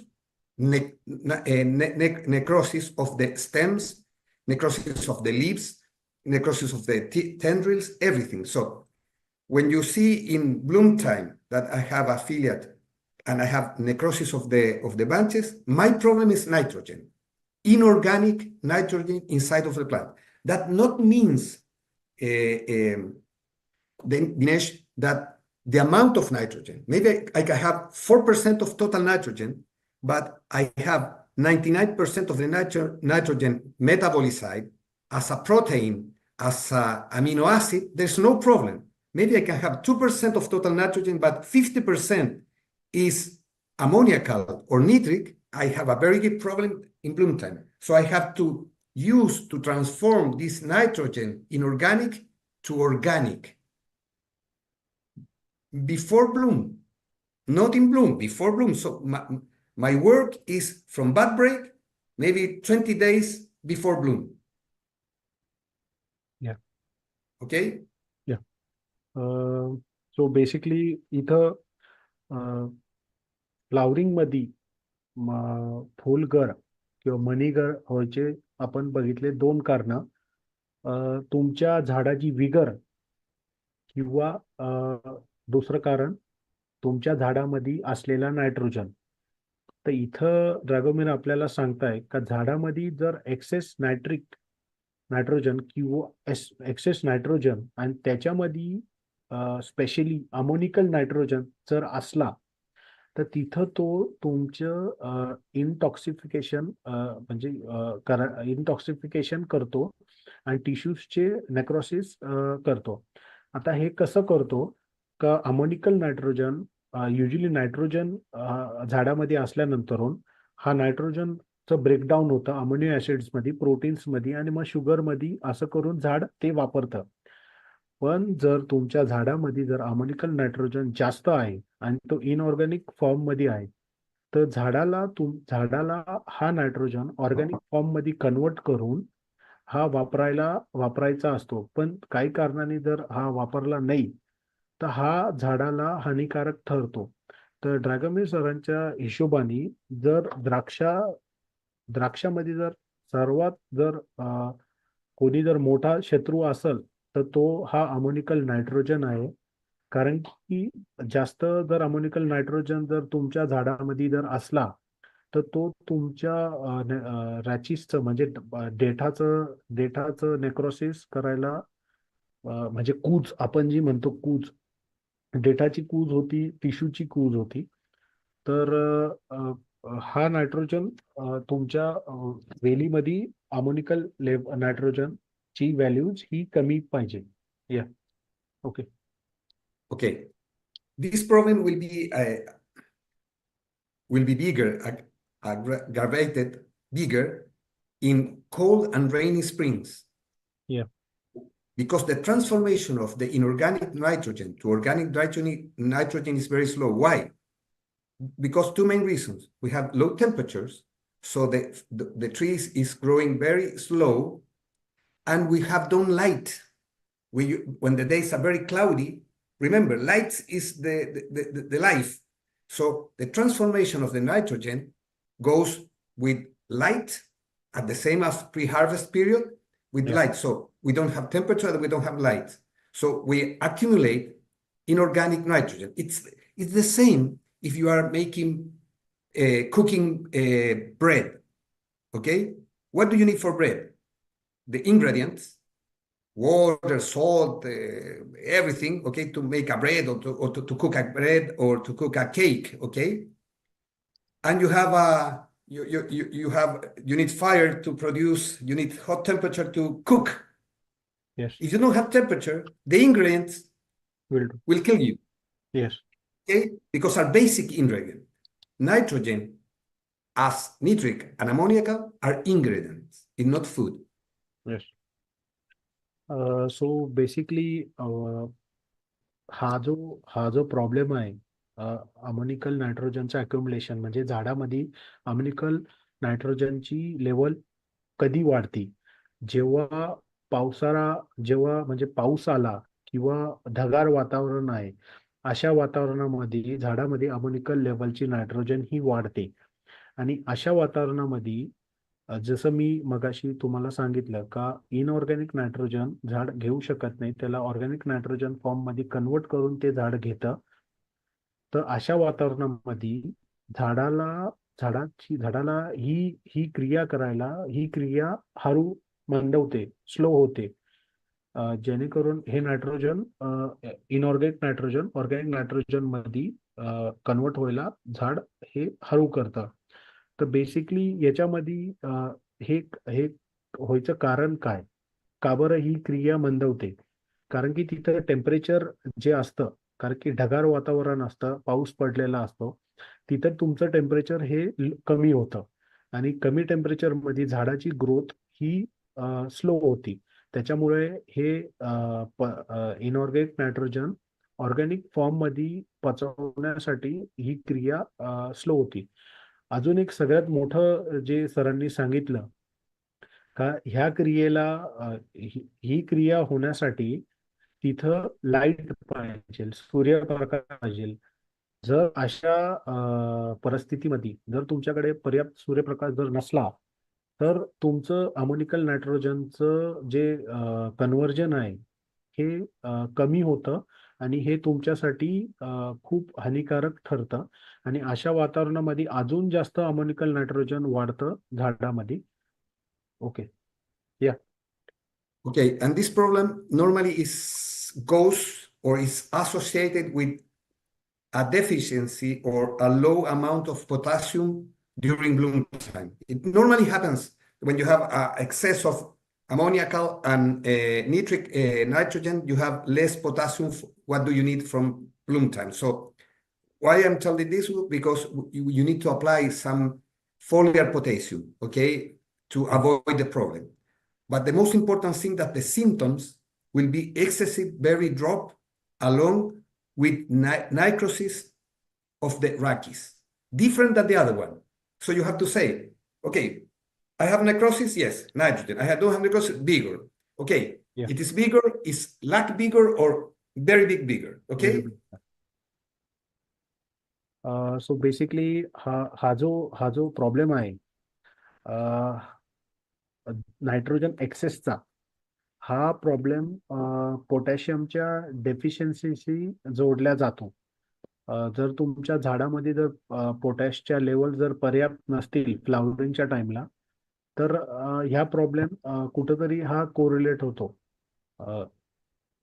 तर तुम्ही जेव्हा तुमचं झाड vigorous आहे किंवा vigour कमी आहे तो एक वेगळा पार्ट आहे, पण नायट्रोजन जर एक्सेस असेल तर तिथं जास्त करून तुमचं जे पोटॅशची डेफिशियन्सी ही आढळून येते आणि ह्या सिम्पटम्समुळं तुमचं मनीगर ही जास्त होती आणि तुमचं जे रॅचिसचं कूज होण्यात चालू होती.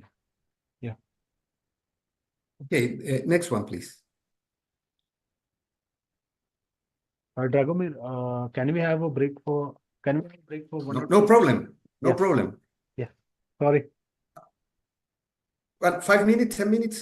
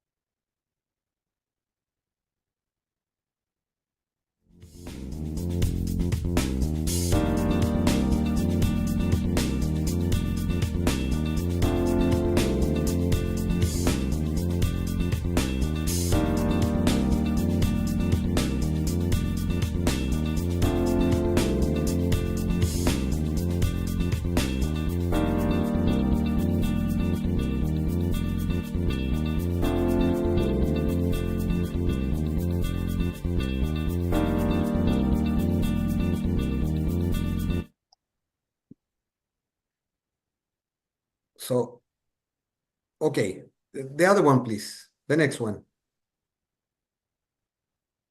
So, which are the approach to treat this problem or to avoid this problem? Okay, adequate fertilization program to increase the vigor. No, that was okay. The same.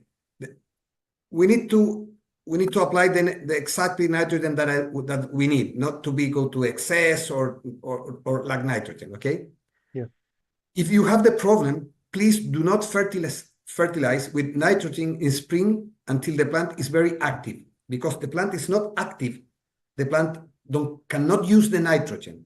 It's going to accumulate nitric and ammonical nitrogen and not to transform. If the plant are stopped because of the weather, they cannot use it. Okay. Foliar application of zinc. Zinc is a promoter of auxin, and auxin is the hormone that promotes shoot growth. It's good. You have to have a program of zinc application. That means pre-bloom zinc application of zinc, potassium, magnesium, because increase the chlorophyll synthesis and the nitrogen transformation, and molybdenum, because molybdenum works in the utilization of inorganic nitrogen and transform it to amino acid. Okay. Yeah. An amino acid to reduce plant stress and feed the plant. Okay, what means? I have a plant that have very good, very high amount of nitrogen. I need to use it. And the way to use it is, first, it's a matter of God. Please, sun and temperature. Okay? Right. We can only pray. Okay? Please give me sun and light and temperatures, because I need this plant to have an active growth to transform this inorganic nitrogen in organic nitrogen. Okay? But what can I do as a mortal man? Okay? We can apply, we not use nitrogen fertilization until the plant is very active, very low amount. It's rather not to use nitrogen because you have a lot, okay? But I need to transform this nitrogen. How? Producing a very good growth of the shoot, and zinc, potassium, and magnesium works on that. And molybdenum works on in the period in the area to transform inorganic to organic nitrogen. Okay. Yeah. Another thing that is very important: delay the removal shoots in spring from the vine until the as late as possible, because if I have 20 shoots and I have a very big amount of inorganic nitrogen, and I remove shoots very early, I concentrate this big amount that is in the cane in less shoots. So the intoxication is bigger. Do you understand what I mean? Yeah. I need the plant to grows very high. If I take some shoots, I will concentrate. Yeah. And for reduce the concentration, this application. Okay. So basically, we should let the plant grow to digest the excess nitrogen, not for disintoxication. Yeah, for the detoxification. Yes, right. Yes, because the plant is intoxicated. Yeah. So I need to disintoxicate what? Please God, sun and light and temperatures. And for me, zinc to promote the growth, the shoot growth, potassium and magnesium to increase chlorophyll and nitrogen transformation, and molybdenum to utilize this inorganic nitrogen. And don't make a foliar manager as late as possible. Yes. To disintoxicate. Okay. Yeah. And also that is very important. This is a natural recommendation. You can apply sugar. I mean, 15 to 20 kilos, just normal sugar per hectare foliar application to have energy to move this machine. Yes. If you are looking, I have this problem.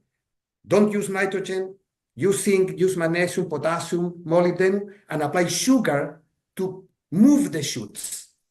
Yeah. Okay. That's what I mean? Okay. Yeah. Because you are using directly sugar, not nitrogen. Yeah. The sugar as in the sugar we eat. that sugar? Sugar, normal sugar that you Yeah. use for the tea, Okay, okay. normal sugar. Yeah, yeah. You can got it. use cane sugar, or you can use, I don't know the source that you have in India. Maybe you have a lot of cane. Yeah, we have a lot of sugarcane plantations. Yes, 20 kilos per hectare is very nice. Foliar application.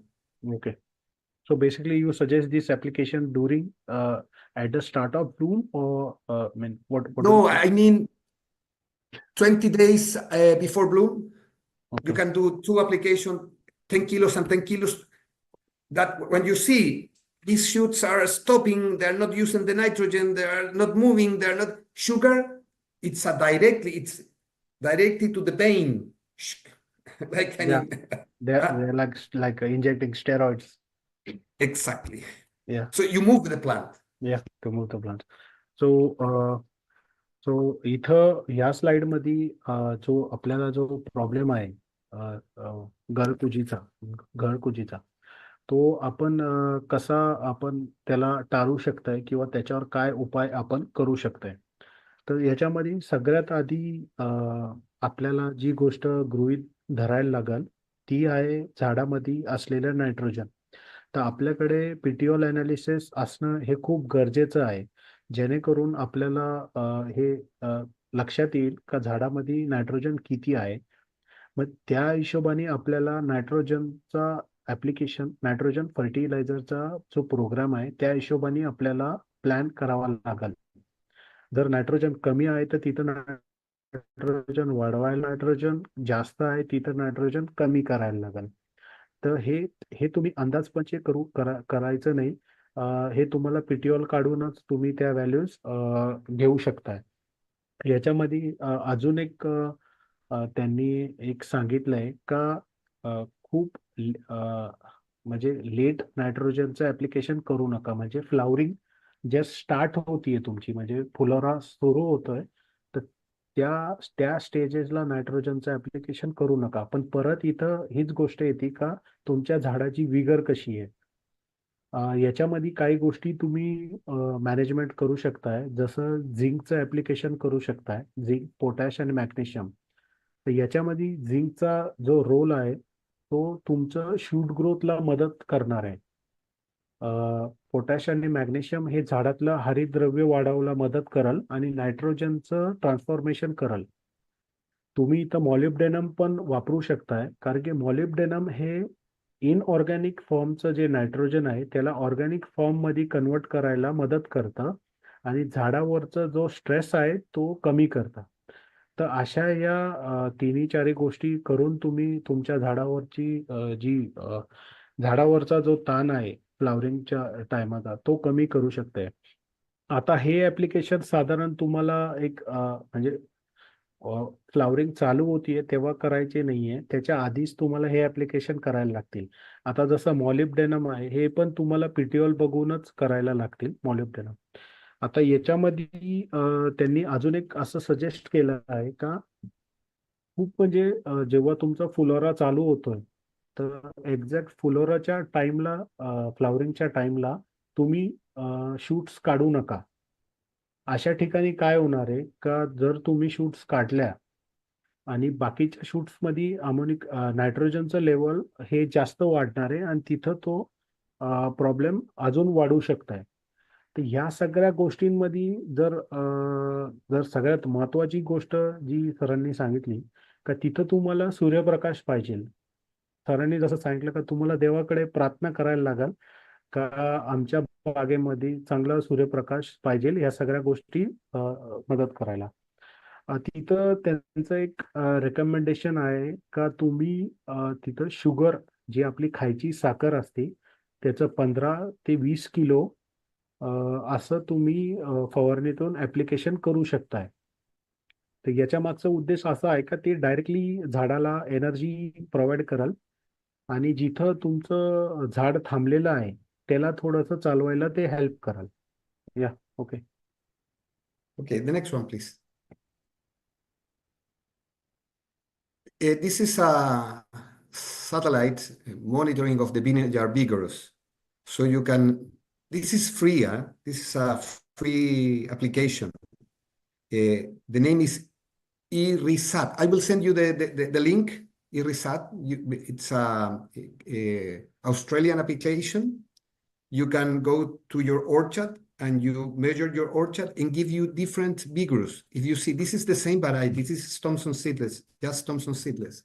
Yeah. And you can find in these Thompson seedless the different colors, that the blue ones are very vigorous and the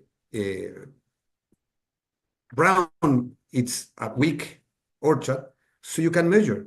You can have a satellite control, or just not a control. It's a measure, an idea what's going on in your orchard. Okay, Yeah. you can make in the same orchard. You can make a small little orchard inside of the same plantation to control the vigorous. And you see the yellow color are little more vigorous than brown, but less than green. And you have different areas, so you can have an idea what is going on with my orchard. This is a free application.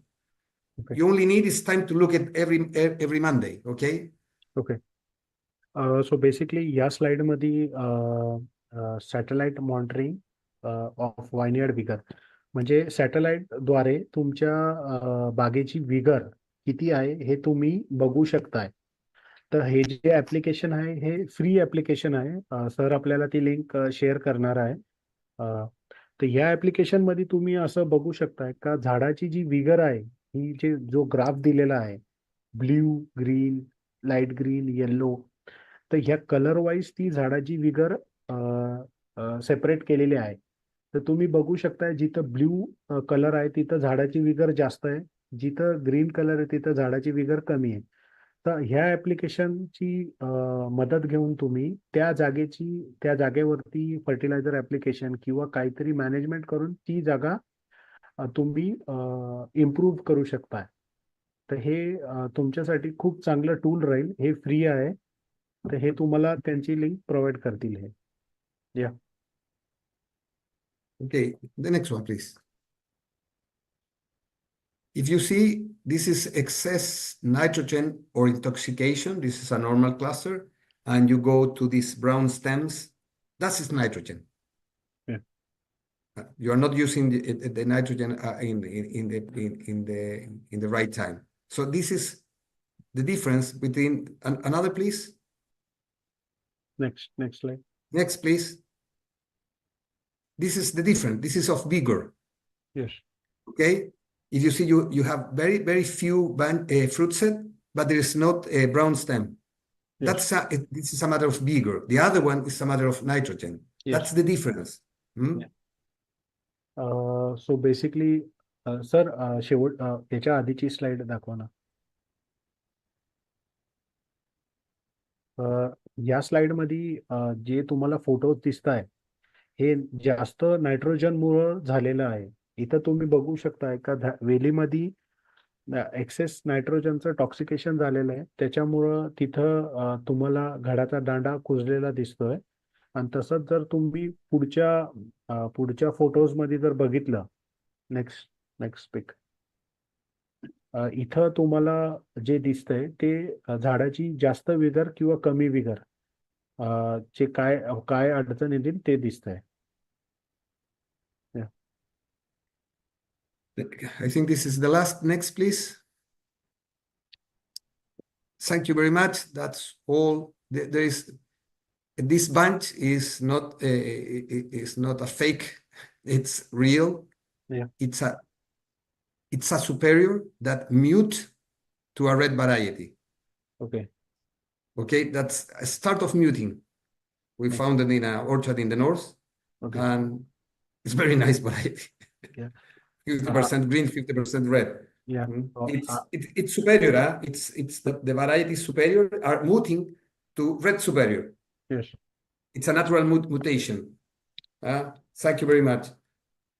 So basically हा जो photo तुम्हाला दाखवता आहे, हा जो photo हे काय म्हणजे edit केलेला फोटो नाहीये. ही ऍक्च्युअली एक व्हरायटी आहे सुपिरियर सीडलेस. त्याच्यामध्ये हे जे म्युटेशन होत आहे का अर्ध लाल आणि अर्ध हिरवा ही त्यांच्या बागेत सापडली आहे. तर खूप छान व्हरायटी आहे याचा. So okay Dragomir, thank you for the presentation. So we have some questions from the farmers. So So you want to take break, or shall we go ahead with the questions? No, for me, it's okay. Okay. So basically, the first question regarding canopy management is for 9 by 6 feet spacing, how many shoots with bunch we have to keep per plant? Average leaf size 12 to 13 centimeters. So basically, this question is, so yeah, I'm telling you. So here we have a 9 by 6 feet plantation. So how many shoots we need to keep with bunches to achieve 12 to 13 centimeter square leaf photosynthetically leaf area? How many shoots we need to keep? Okay. Okay. It's around 2.7 into 2.7 meters by 1.8. So how many Okay. shoots? Yeah, how many shoots we need to keep to achieve that 12 to 13 centimeter square photosynthetically active leaves? Okay. The plantation distance doesn't matter. Okay. You can have 2,000 plants per hectare or 1 plant per hectare, and the shoots will be the same per hectare. Yeah. Not per plant, because when you are analyzed per plant, you have to divide the total shoots per hectare or for acre divided by the number of plants. Do you understand what I mean? Yeah. The important thing is the shoot per hectare or acre. That's the matter. If you are working with color varieties, Okay. I mean red varieties or black varieties, you need shoots with 30 to 40 active leaves per shoot. You need close to 70 to 90 shoots, 90,000 shoots per hectare. 70,000 to 90,000 shoots per hectare. For If color you are variety. working with green varieties, you need for produce. We normally are talking about 30 to 35 tons per hectare. Okay. Yeah. That's the main question. You need close to 100,000 to 110,000 shoots per hectare. So a normal example, if I want to produce 35 tons of Allisons, okay? Yes. And per hectare, Yes. I need 80,000 shoots. If I have 1,000 plants per hectare, I have to leave 80 shoots per plant. Okay. You have to start for hectare. I gave you in the first presentation the number of shoots per variety. Yes. So you divide it for the number of plants that you have in an acre or an hectare. And okay, but which is the amount, how big is the shoots? You need between 25 to 35, no more than 35 active leaves per each shoot. Okay, that's the equilibration. इथं प्रश्न विचारला होता. हा, इथं एक प्रश्न विचारला होता का 9x6च्या बागेला जर आपल्याला 12 ते 13 centimetre square photosynthetically active leaf area ठेवायचा असेल तर आपल्याला झाडावरती किती शूट्स ठेवायला लागतील? सो बेसिकली सरांनी सांगितलं का एरिया वाईज शूटचं कॅल्क्युलेशन नाही आहे. हे तुमचं नंबर ऑफ प्लांट्स किती बसता त्या हिशोबाने तुम्हाला शूट्स ठेवायला लागतात. तर जर तुम्ही कलर व्हरायटीमध्ये जर काम करताय तर साधारण तुम्हाला 30 ते 40 पानं हे पाहिजे. आता हे त्यांच्या कसं आहे का स्पेसिंग जास्त असते म्हणून आहे, पण एक साधारण ते 70,000 ते 90,000 शूट्स पर हेक्टर ठेवता. ते साधारण आपल्याकडे एक 29,000 शूट्स पर एकर होतील कलर व्हरायटीजसाठी. आणि ग्रीन व्हरायटीजसाठी साधारण 100 शूट्स ठेवता. तर त्या आपल्याकडे साधारण 41,000 शूट्स पर एकर होतील. तेवढी 12 ते 13 सेंटीमीटर ऍक्टिव्ह लीफ एरिया आपल्याला लागण्यासाठी. ते एक साधारण त्यांनी एक एक्झाम्पल दिलं आहे का 35 टन पर हेक्टर जर आपल्याला ॲलिसनचं प्रोडक्शन घ्यायचं आहे तर साधारण ते 14 टन पर एकर असं प्रोडक्शन होईल. तर ह्या प्रोडक्शनसाठी आपल्याला साधारण एक साधारण 35,000 शूट्स पर एकर हे आपल्याला ठेवायला लागल आणि त्या शूट्सला एक साधारण 25 ते 35 ऍक्टिव्ह लीव्स असणं आवश्यक आहे.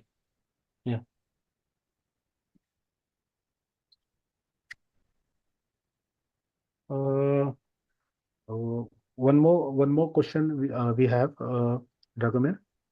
Which is the ideal timing for tipping shoots after bloom or before bloom? So the question is, which is the ideal time, which is the proper time to tip the shoot after bloom or before bloom? For fruit set? Yeah, for the fruit set. Yeah. Yeah, just when the best moment it's between 20 to 30% bloom, but there is something to consider. If I said 30% bloom, you have only one hour or 1 day to do everything. Yeah. So it's better to start early. I mean, when you see the first bloom, you start tipping. Okay. So you are going to end maybe when you have 50% bloom. If you start in 30% bloom, you will finish at fruit set. It's a matter of time of the labor. Okay, so I prefer to start just with when you see the first bloom, tipping the tail of the branches or tipping the top of the shoots, because you will finish when you have 30% bloom. Okay, it's a matter of coordination. It's how big is the farm, how many people do you have to work. Okay, yeah, but the right moment is 20 to 30% bloom, tip. So basically the person hasn't mentioned tipping shoots for fruit set or anything, so I will explain accordingly. Yes, that's the tipping when you are in bloom time. The topping at the variation is just with the first variation. Yeah. When you get the first very soft, that's the moment. Yeah. But this is not tipping, this is topping. Topping means that you cut more. Yeah, tipping means you just pinch the shoot. Yes, like this. Yeah. So इथं एक प्रश्न विचारला होता का घडाचा शेंडा हा कधी मारला पाहिजे, फ्लावरिंगच्या आधी किंवा फ्लावरिंगच्या नंतरून.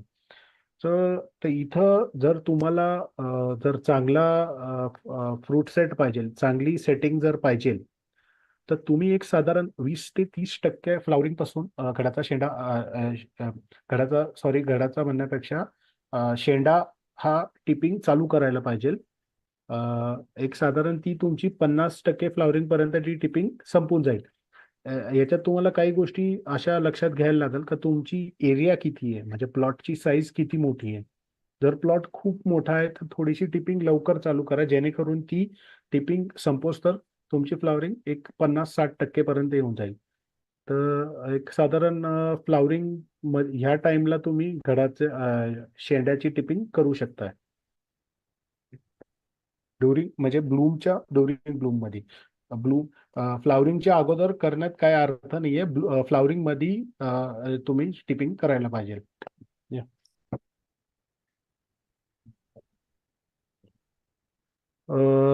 Dragomir, another question is that regarding zinc.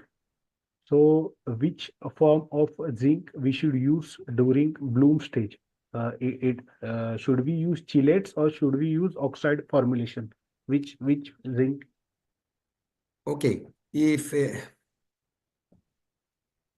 mean pre-bloom, okay, we normally apply zinc with shoots of 20 centimeters to the end of the bloom. Okay. Yeah. The most you have a lot of foliar products. Normally they are oxide. Okay. Yeah. So the important thing is you have a dosage that are recommended by the people who make the products, and normally said apply this oxide foliar, not chelates. The chelates are for the soil.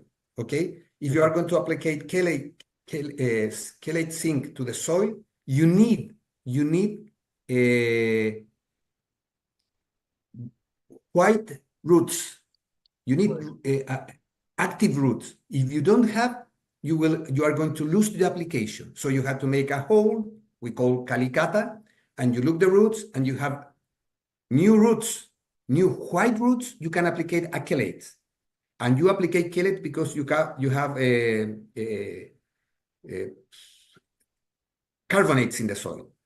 Okay, so the carbonate will fix the zinc, and the zinc will be not allowed for the plant. So you need to chelate. But this is the soil. You cannot apply chelate foliar. You don't need chelate for foliar. You need just an oxide. But what said the oxide? Apply this dosage, for example, anyone, 1 liter per hectare, and wait 10 to 15 days to apply another dosage of 1 liter.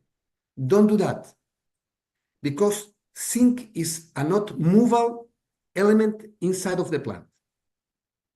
Normally, you will see the deficiency at the top of the shoots, not in the first leaves, because you have zinc there, but the zinc don't move to the upper of the shoots.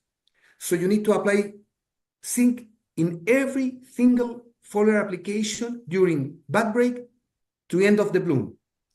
But please apply the third of the dosage that is recommended foliar, but in every application. Because if you are growing, you have zinc here, but not here.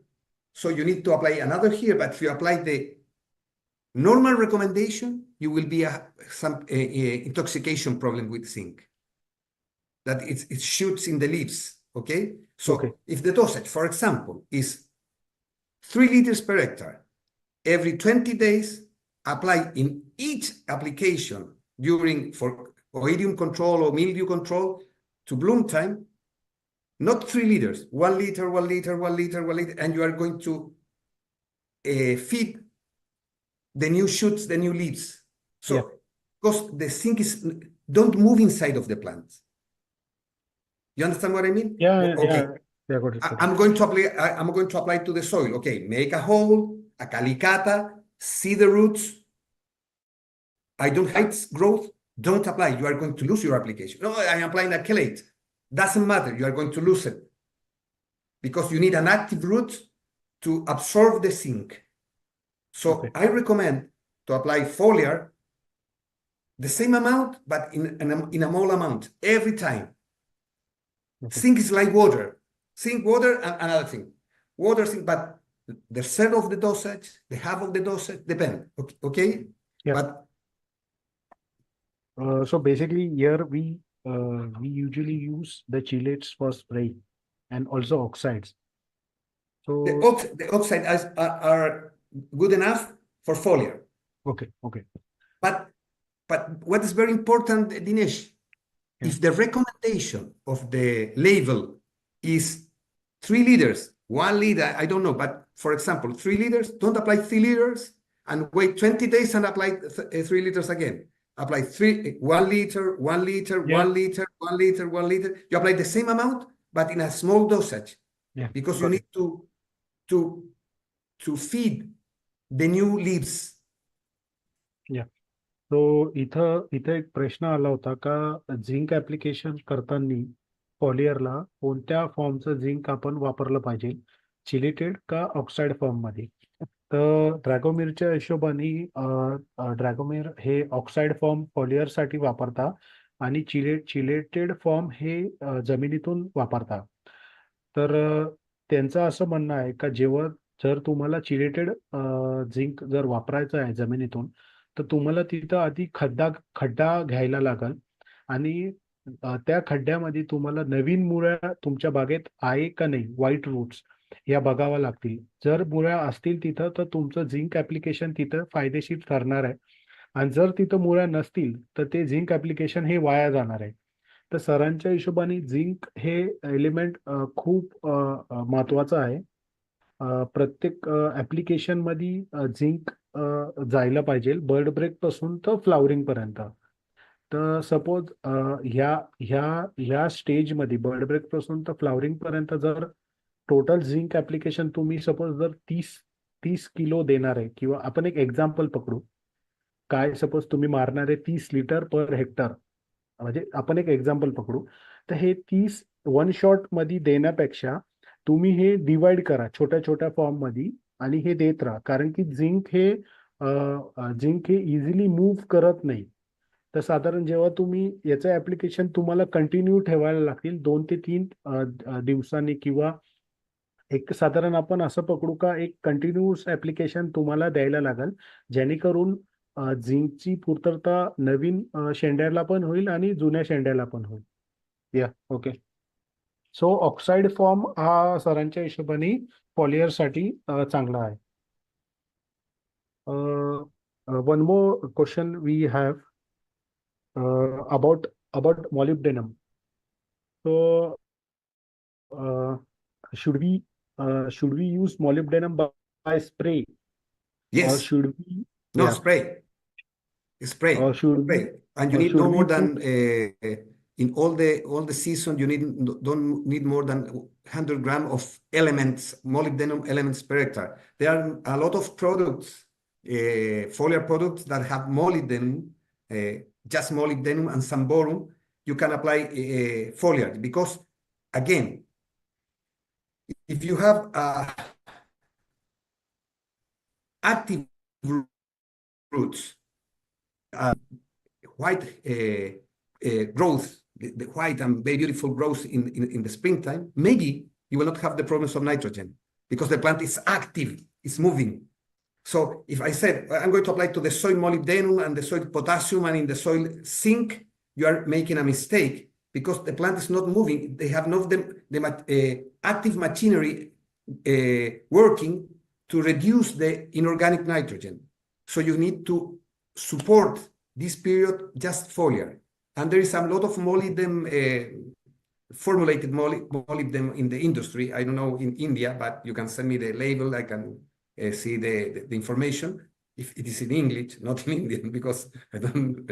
Pero okay, but what's the idea? Potassium, molybdenum, and zinc foliar every time.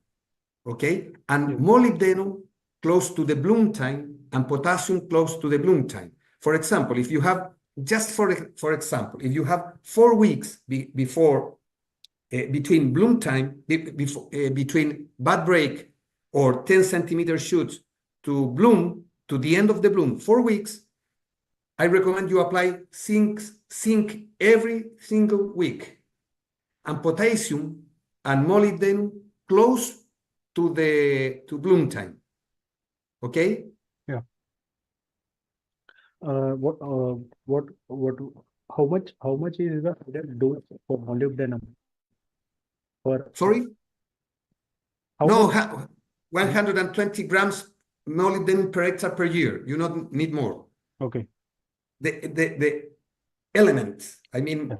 just molybdenum element, not the formulation. Yeah. Okay? Because normally formulation is 2 to 4% of molybdenum. It's a very low concentration. Very low concentration. Yes. So basically इथे एक प्रश्न आला होता मॉलिब्डेनमच्या संदर्भात, का molybdenum हा कधी वापरायला पाहिजे आणि पॉलियर ऍप्लिकेशन करायला पाहिजे का जमिनीतून करायला पाहिजे, आणि त्याची क्वांटिटी, त्याची जी डोसची मात्रा ही किती पाहिजे. तर सरांच्या हिशोबाने मॉलिब्डेनम हा फॉलियर मधूनच वापरला गेला पाहिजे. जर मॉलिब्डेनम तुम्ही जर जमिनीतून वापरताय आणि अशा ठिकाणी जर तुमच्या व्हाईट रूट्स नसतील, तर तिथं तो मॉलिब्डेनम तुम्हाला हानिकारक ठरू शकताय. कारण की झाडाची जर वाढ नाहीये आणि तुम्ही ऑलरेडी तिथं मॉलिब्डेनम देताय, तर ते तिथं थोडंसं तुम्हाला प्रॉब्लेमॅटिक सिच्युएशन क्रिएट करू शकताय. सो बेसिकली जसं आपण प्रेझेंटेशन मध्ये बघितलंय का झिंकचे, मॉलिब्डेनमचे, पोटॅशचे जे ऍप्लिकेशन जे सजेस्ट केले आहे ब्लूम टाइमला, गळकूज आपल्याला अवॉइड करायला, तर झिंक जर सपोज तुमच्याकडे 4 हप्ते आहे फ्लावरिंगचे बर्ड ब्रेक पासून तर फ्लावरिंग पर्यंत, तर प्रत्येक हप्त्याला तुम्ही झिंकचं ऍप्लिकेशन करायला पाहिजे.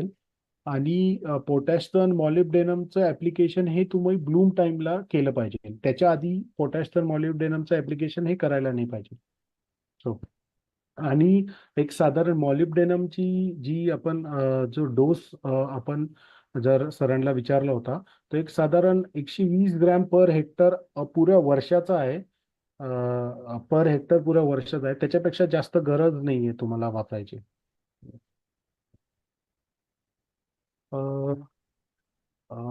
We have some questions. Importance of bird load during sprouting.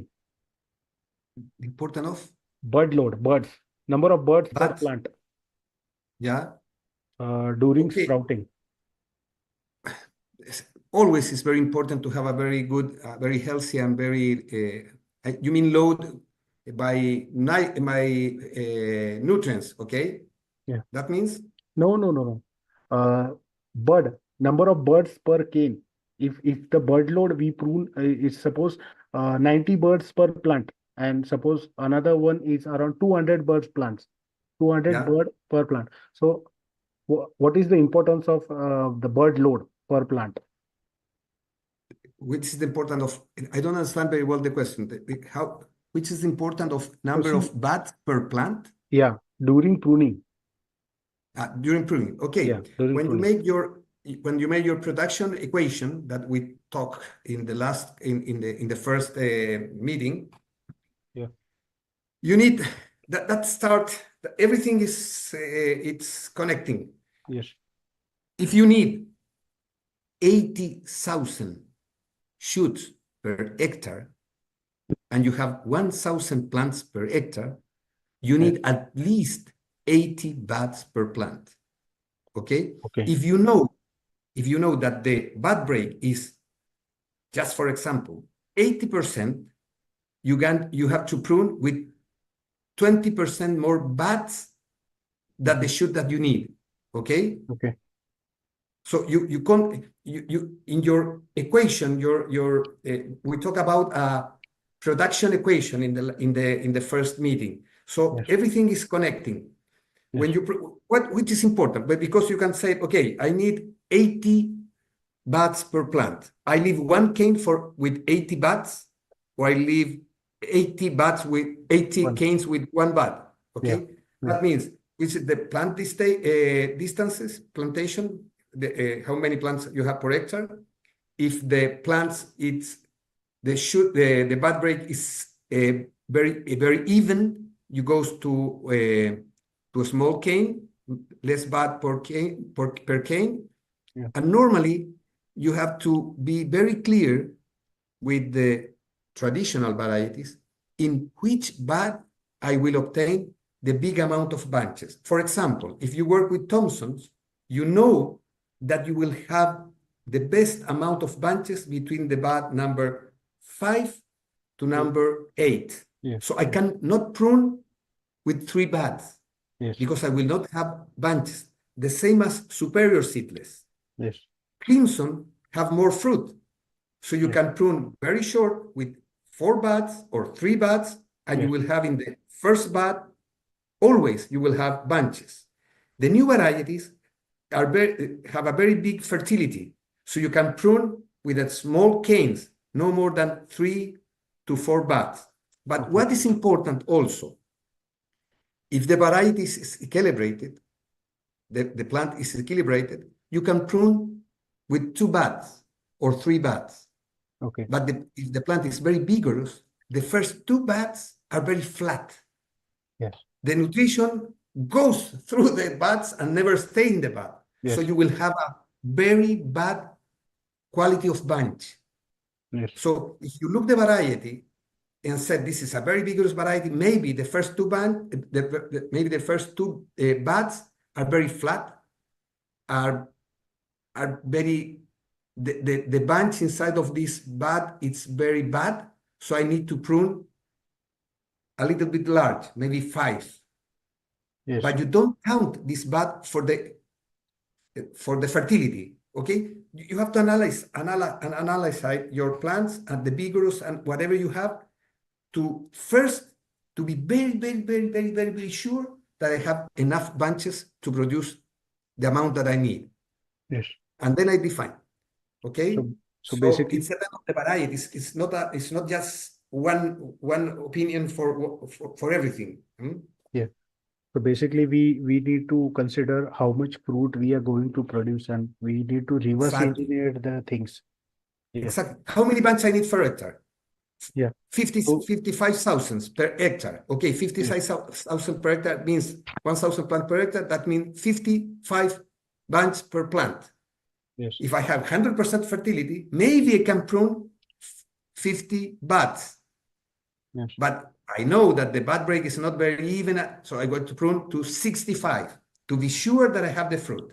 Yes. Hmm? So How basically, long the shoots depend on the fertility yes. and how vigorous the variety. Yes. So basically, इथे एक question होता का importance of bird load management पर plant. तर Yes. आपण त्यांना विचारलं तर याचं जे इक्वेशन आहे हे व्हरायटी वाईज चेंज होतं. तुम्हाला किती प्रोडक्शन घ्यायचंय त्या हिशोबाने तुमचे बर्ड्स पर तुमचे बर्ड्स पर प्लांट हे ठरवले जातात. सपोज तुमच्या झाडावरती 80,000 शूट्स आहे आणि 1,000 झाडं पर हेक्टर आहे, तर तुमच्या झाडावर साधारण 80 बर्ड्स पर 80 बर्ड्स हे तुम्हाला झाडावरती ठेवायला लागतील. आणि जर व्हरायटी फ्रुटफुल नसेल तर एक 10 ते 20% बर्ड्स हे तुम्हाला थोडेसे जास्त ठेवून घ्यायला लागेल. तर आता त्यांनी थॉम्सनचं उदाहरण दिलं. ज्या थॉम्सन व्हरायटीमध्ये जी बर्ड फ्रुटफुलनेस आहे हा 5व्या डोळ्यापासून 6व्या डोळ्यापासून तर 9व्या डोळ्यापर्यंत आहे. तर ती व्हरायटी तुम्हाला छोटी 2 ते 3 बर्ड्स वरती प्रून करून चालणार नाही. आणि तेच जर आपण उलट पकडलं, नवीन व्हरायटीज आहे ज्याच्यामध्ये फ्रुटफुलनेस हा जास्त आहे, तर त्याच्यामध्ये तुम्ही नंबर ऑफ बर्ड्स कमी करून तिथं प्रूनिंग करू शकताय. पण याच्यामध्ये पण तुम्हाला एक गोष्ट ही गृहीत तुम्हाला धरायला लागेल का सपोज व्हरायटी खूप विग्रस आहे आणि अशा केसमध्ये काय होतंय का जर तुम्ही शॉर्ट प्रून केली म्हणजे 2 डोळे ठेवून जर छाटली, तर अशा केसमध्ये काय होतंय का सगळा अन्नाचा साठा हा वरच्या डोळ्यांना जातोय आणि खालचे बर्ड्स हे फ्लॅट राहून जात आहे. तर अशा केसमध्ये तुम्हाला व्हरायटी टू व्हरायटी वाईज थोडासा विचार करून ही छाटणी घ्यायला लागेल. तर त्या साधारण तुम्हाला किती माल घ्यायचा आहे याचं रिव्हर्स इंजिनिअरिंग करून तुम्हाला बर्ड लोड हा झाडावर डिसाईड करायचा आहे. Okay. ड्रॅगोमीर, another question we have. So now basically we have started planting new varieties and we have some issues. So can you explain what are the thinning practices for Allison and Crimson, the varieties? Allison. Manual thinning or chemical thinning. chemical. Okay. So For Allison. Okay. So let me add. Basically, what we have seen on the test blocks here in India, the variety doesn't get thin naturally. We need to apply a lot of things to shatter the berries. So that's the main issue. So what are the practices we need to do to achieve the thinning in Allison and in Crimson also? You have too much berries or you have few berries? Too much berries. The berry set is huge. Okay. Crimson is a very sensitive variety for gibberellic acid application. Okay. So when you apply big amount of, not big amount, a little amount of gibberellic acid in Crimson, you will have a very big bunch and a shot berry that will be the end of the season. Okay. So you have to be very careful with the application of gibberellic acid. Yes. I don't know really, but I understand that the that Allison, the grandfather of Allison is crimson, Yes. okay? And the grandfather and the father of Tinko is crimson, Yes. and have the same sensitive, they're the same sensitive to gibberellic acid, both varieties, but Allison is less sensitive than Timco. Timco is very similar to Crimson, okay? Yes. So if you need to improve a better thinning, chemical thinning, you cannot use a big amount of application of gibberellic acid during bloom time, because you are going to impact directly to the cluster, to the rachis, and the rachis will be will be like a wire, very strong, and then you will have a very difficult to manual thinning, and you will have a lot of shatter at harvest, okay? Yeah.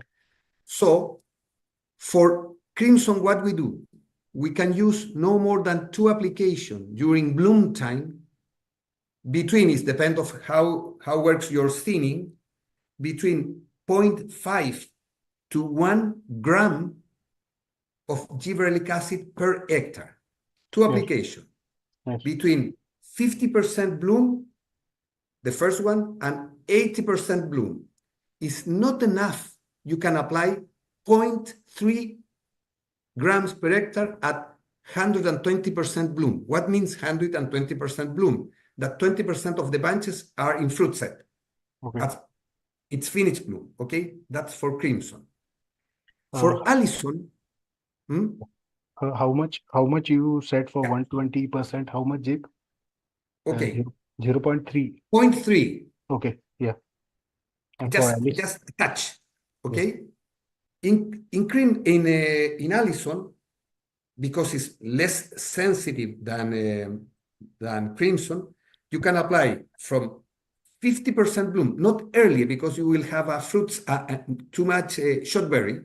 So when you have 50% bloom, you can apply between 3 to 5 grams per hectare. Yes. And repeat at 80-90% bloom, 3 to 5 grams per hectare. And in 120% bloom, 3 grams per hectare. Okay. Okay? Yeah. If you don't have a good result, you can start applying from shoots from 30 centimeters urea foliar, that nitrogen foliar as ammonium, urea.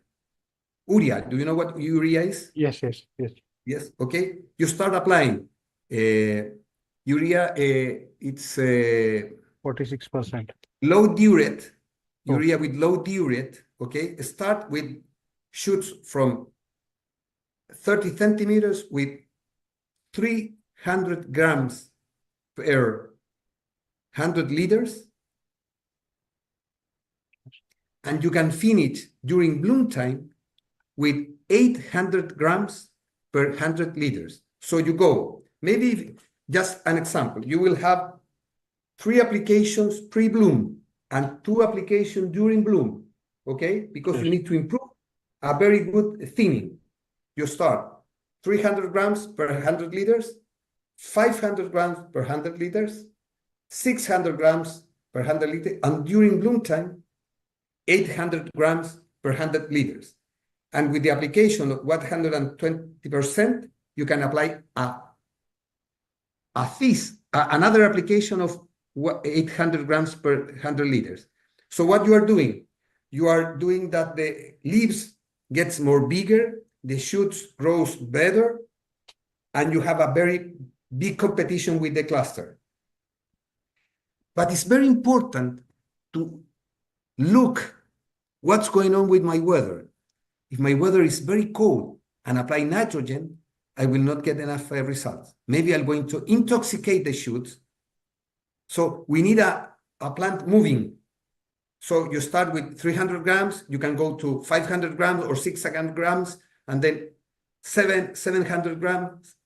And then during bloom time, 800 grams. That improve more thinning, okay? So that's the amount of gibberellic acid, no more, because you will have problems with the rachis, but you can support with urea application from 30 centimeters high the shoots at the end of the bloom. So this 300 grams is per hectare or per acre? No, it's per 100 liters. Okay. 300 grams to 800 grams per 100 liters. Okay. And one more thing that I forgot to mention. Is there any applications for bunch elongation for Allison in pre-bloom to get good shoulders?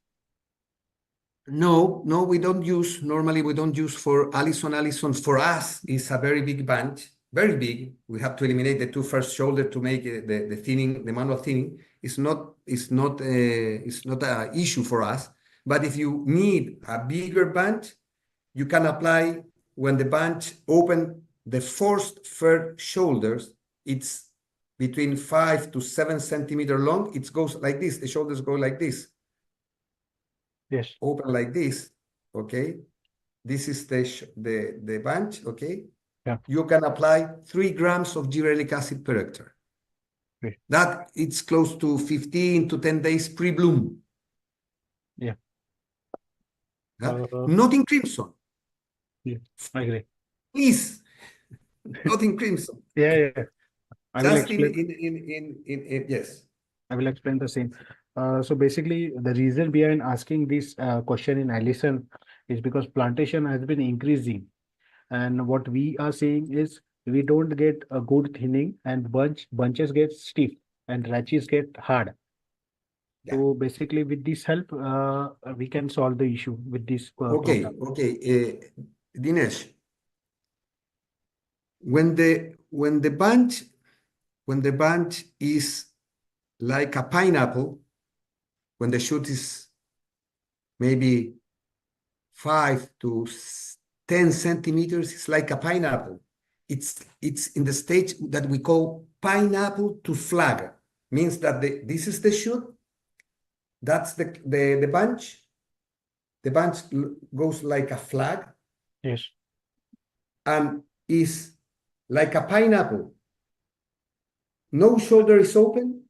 You can apply 4 hectare. Please, hectare, transform you to acre. From hectare, 2 grams of gibberellic acid. Okay. Plus 2 grams of cytokinin. Okay. Active ingredient per hectare. I don't know, which cytokinin do you have? It's around 19.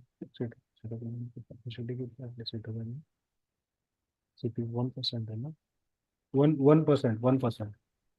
But that is CPPU or tiadisuron? CPP. We don't have DZZ here in India. Yeah. If it is CPPU, you have to apply 2 grams of active ingredients of CPPU per hectare. That means 0.8 per acre, Indian acre. It's Yes. less than 1 gram. And gibberellic acid, less than 1 gram per Indian acre, because it's 0.4 something. Yes. 1 acre. Okay? Yes. 1 acre is 0.47 hectares. 40. I think. So all the information, please, is per hectare. You have to transform to acre, Indian acre, because American acre is a little bit bigger than Indian acre. Okay? Yeah.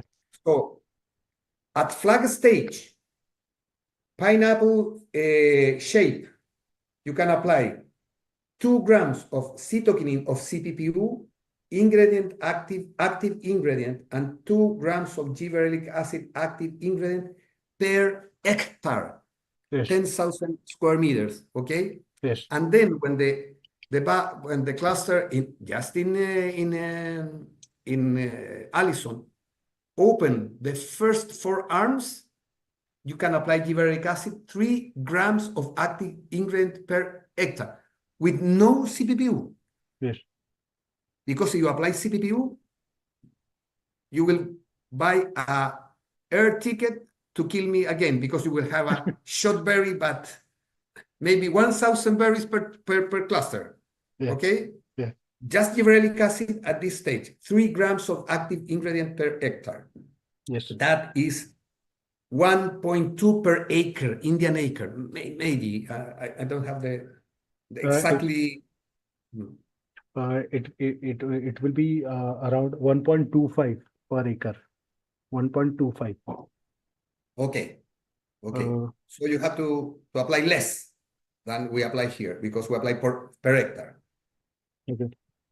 तर basically इथं हा question आला होता खूप महत्वाचा, का crimson seedless आणि ॲलिसन मध्ये थिनिंग कशी करायची, त्याच्या प्रॅक्टिसेस कशा पाहिजे. तर आपण सगळ्यात आधी क्रिम्सनचं जाणून घेऊया. क्रिम्सन ही GA साठी थोडीशी सेन्सिटिव्ह व्हरायटी आहे. तर जर क्रिम्सनला तुम्हाला जर ॲप्लिकेशन करायचं आहे थिनिंगसाठी, तर एक साधारण तुम्ही 0.5 to 1 ग्रॅम पर हेक्टर असे 2 ॲप्लिकेशन तुम्ही तिथं करू शकताय क्रिम्सन सीडलेससाठी. याच्या स्टेजेस तुम्हाला जर करायचं असेल तर एक 50% फ्लावरिंग आणि एक 80% फ्लावरिंगला तुम्ही हे 2 ॲप्लिकेशन करू शकताय. आणि तिसरं ॲप्लिकेशन जर तुम्हाला क्रिम्सन सीडलेसमध्ये करायचं असेल तर ते साधारण 120% फ्लावरिंगला तुम्ही करू शकताय. तिथं तुम्ही 0.3 ग्राम्स पर हेक्टर असं ॲप्लिकेशन घेऊ शकताय. आता 120% फ्लावरिंग म्हणजे काय, का 120 मधून 20 घडं हे ऑलरेडी सेटिंगमध्ये आहे आणि बाकीचे हे फ्लावरिंगमध्ये आहे. म्हणजे 20 घडं हे ऑलमोस्ट सेट व्हायला आलेले आहे आणि बाकीचे घडं हे फ्लावरिंगमध्ये आहेत. त्या स्टेजला आपण 120% फ्लावरिंग असं म्हणू. तर हे झालं क्रिम्सनचं. आता ॲलिसन वरती आपण येऊ. तर मी त्याला विचारलं का ॲलिसन मध्ये जे बंचेस आपले छोटे असतात त्या बंचेसला आपल्याला मोठं कसं करता येईल, ते आपण थोडं स्टेप बाय स्टेप जाऊ.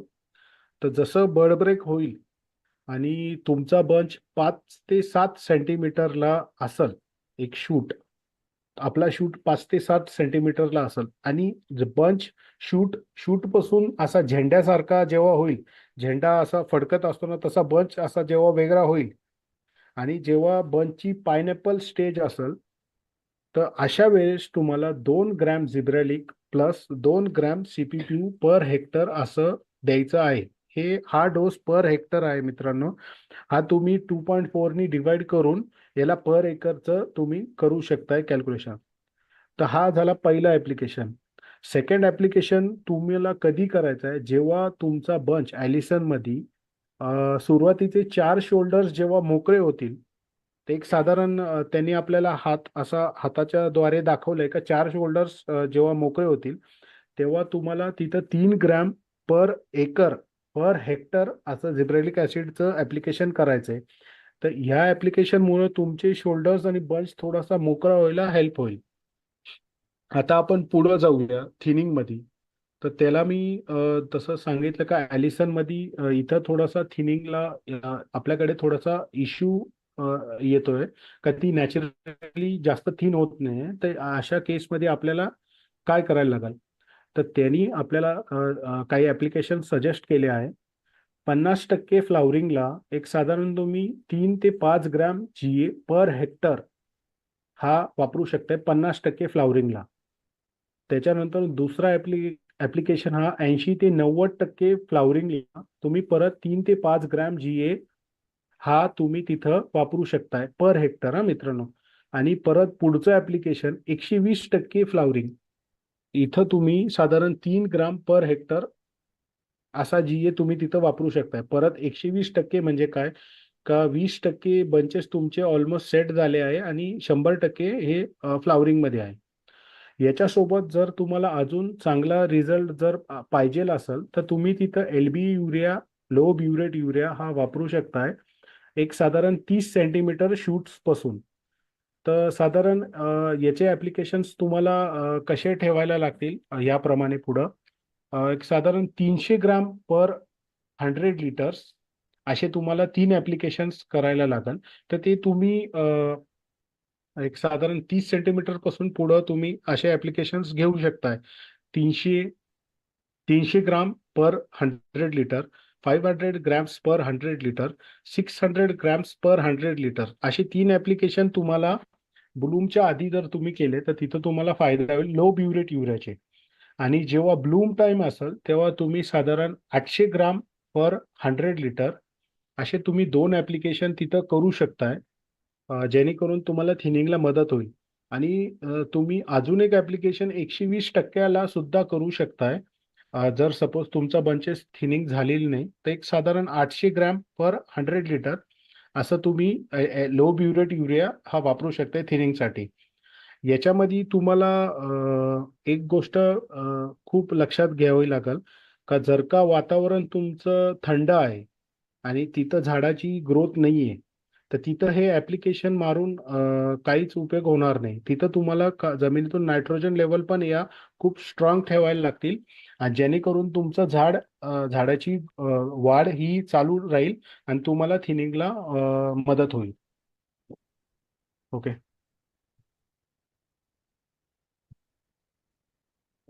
Dragomir, we have another question related to new varieties.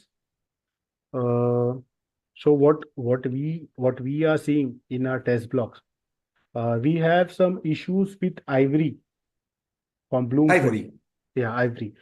The stem of the plant is flat and it's not growing well. So please suggest some guidelines to avoid this.